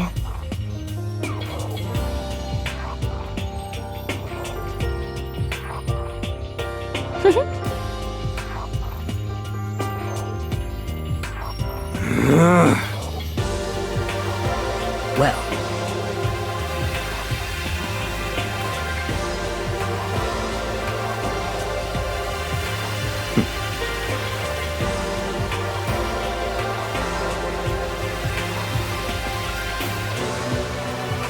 Are you okay with this?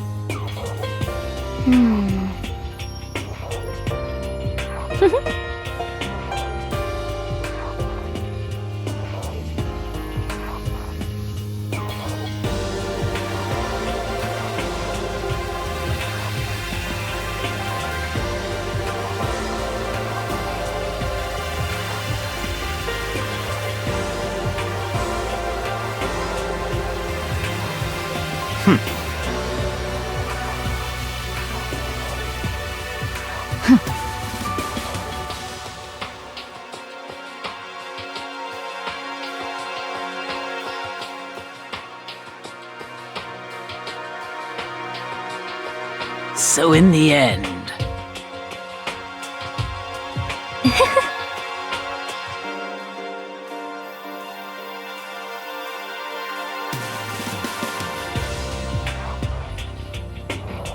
What the heck?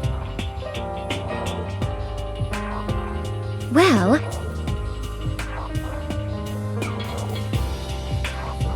Don't be mean! I wonder about that.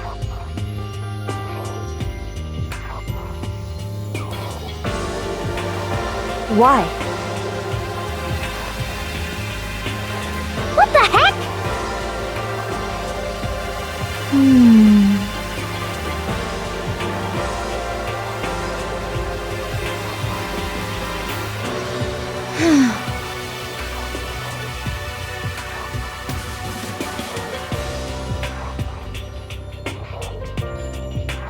But...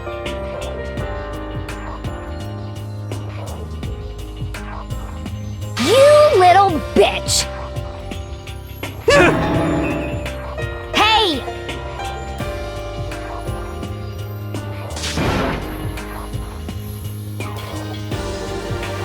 You little bitch!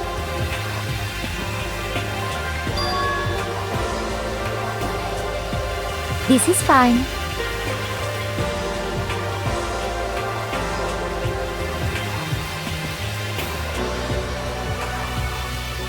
Honestly.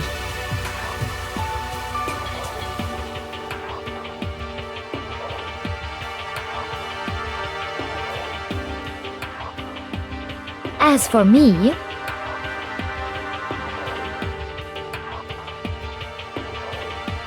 isn't it wonderful?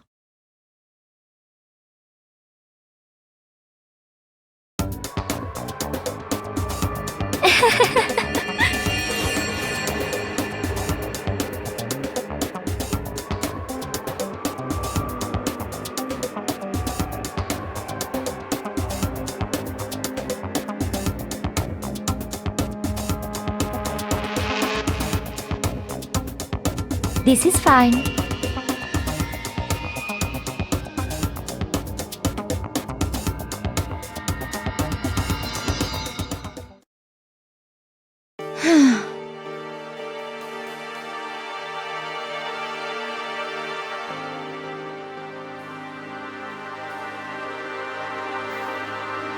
There is nothing to be done.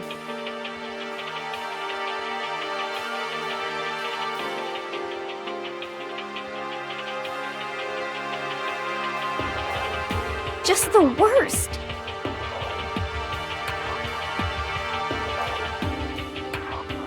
Oh!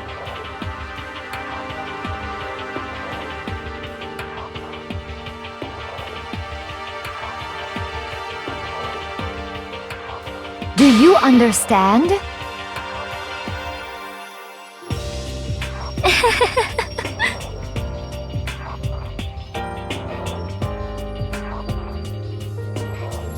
What is this?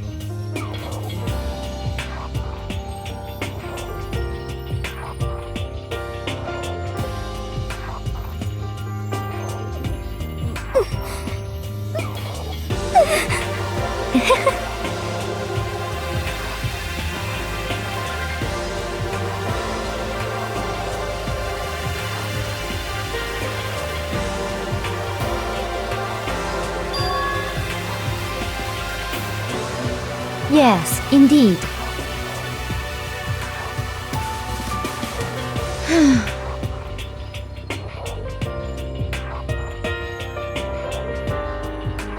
Isn't it wonderful? Hey,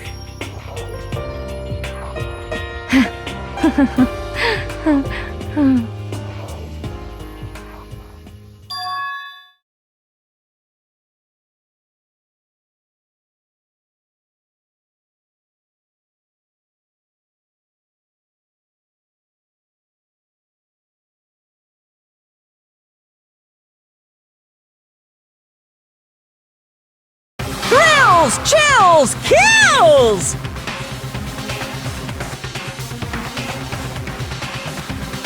Now then, I've prepared a very special punishment! Let's give it everything we've got! It's punishment time! I guess I'll let Kyoko hold on to this. What? Will it really give you the hope you're looking for? I can't say I ever saw it that way. Which is why... Actually, it's not important. Well then, take care, everyone. Perhaps we'll meet again, in another life.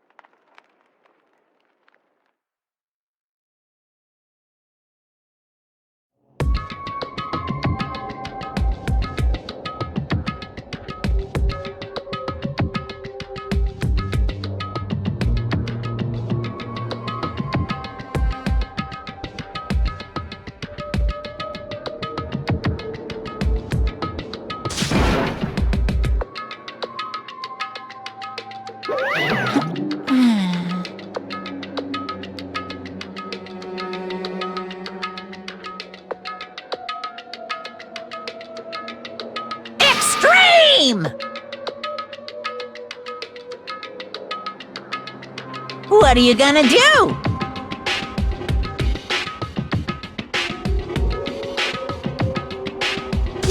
let me out of here!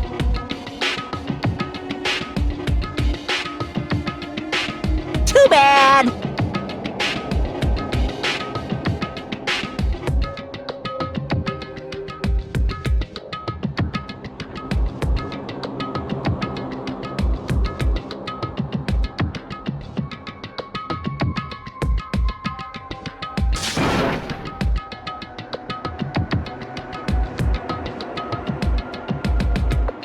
How strange.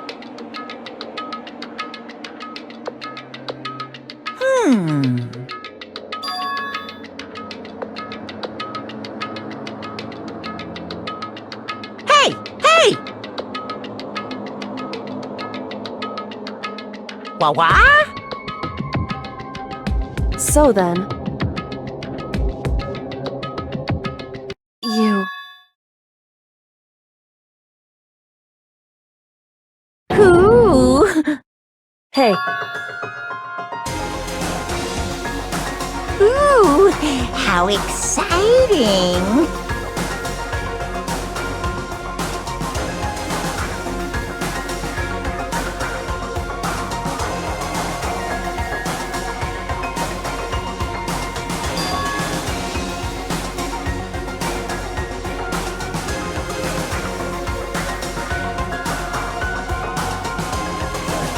Hello.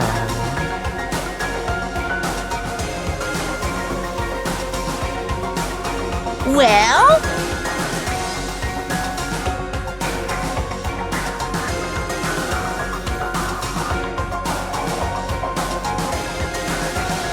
See ya later!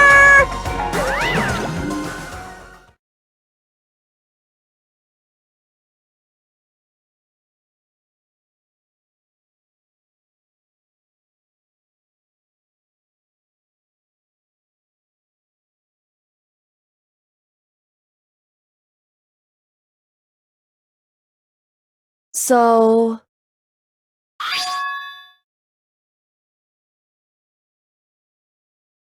Huh?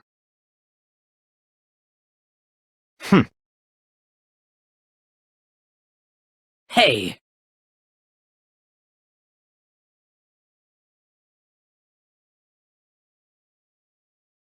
Indeed.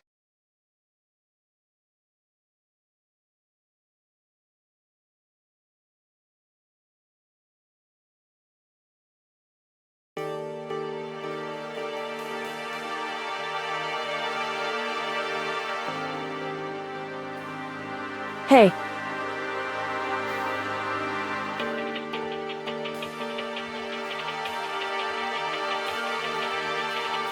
What? so...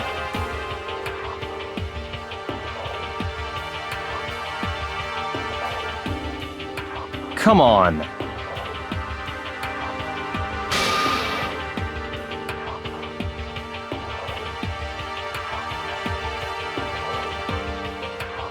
What?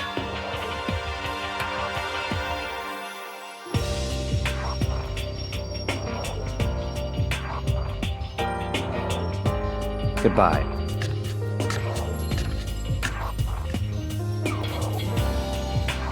well then. Yo!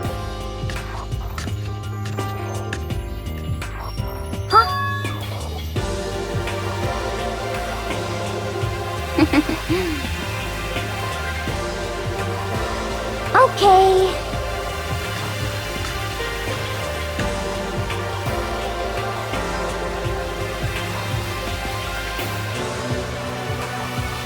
Shall we go? So then...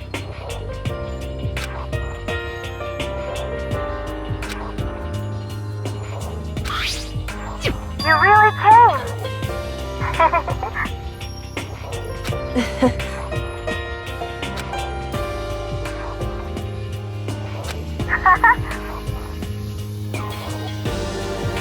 So,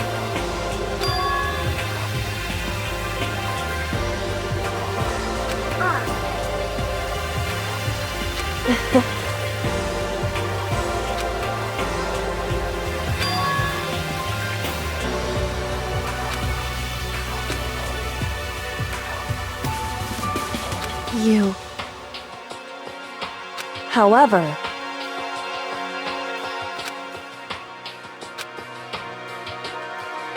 What?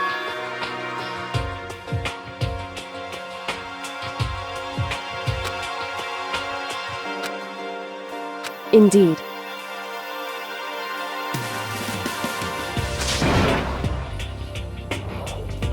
What?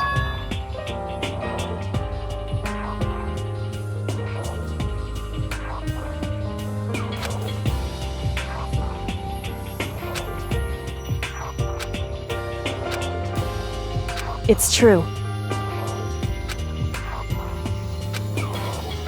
That's fine.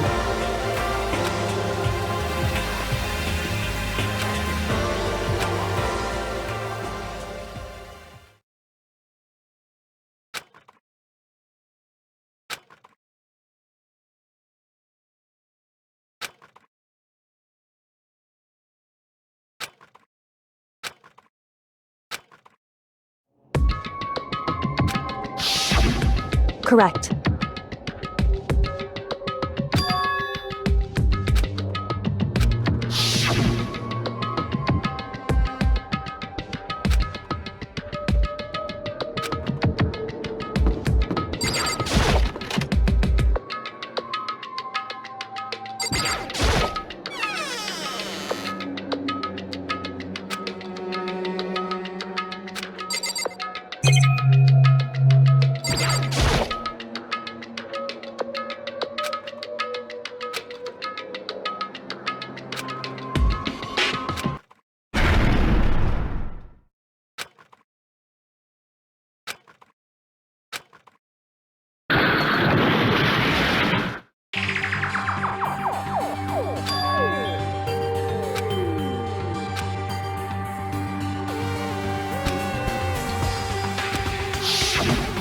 Correct.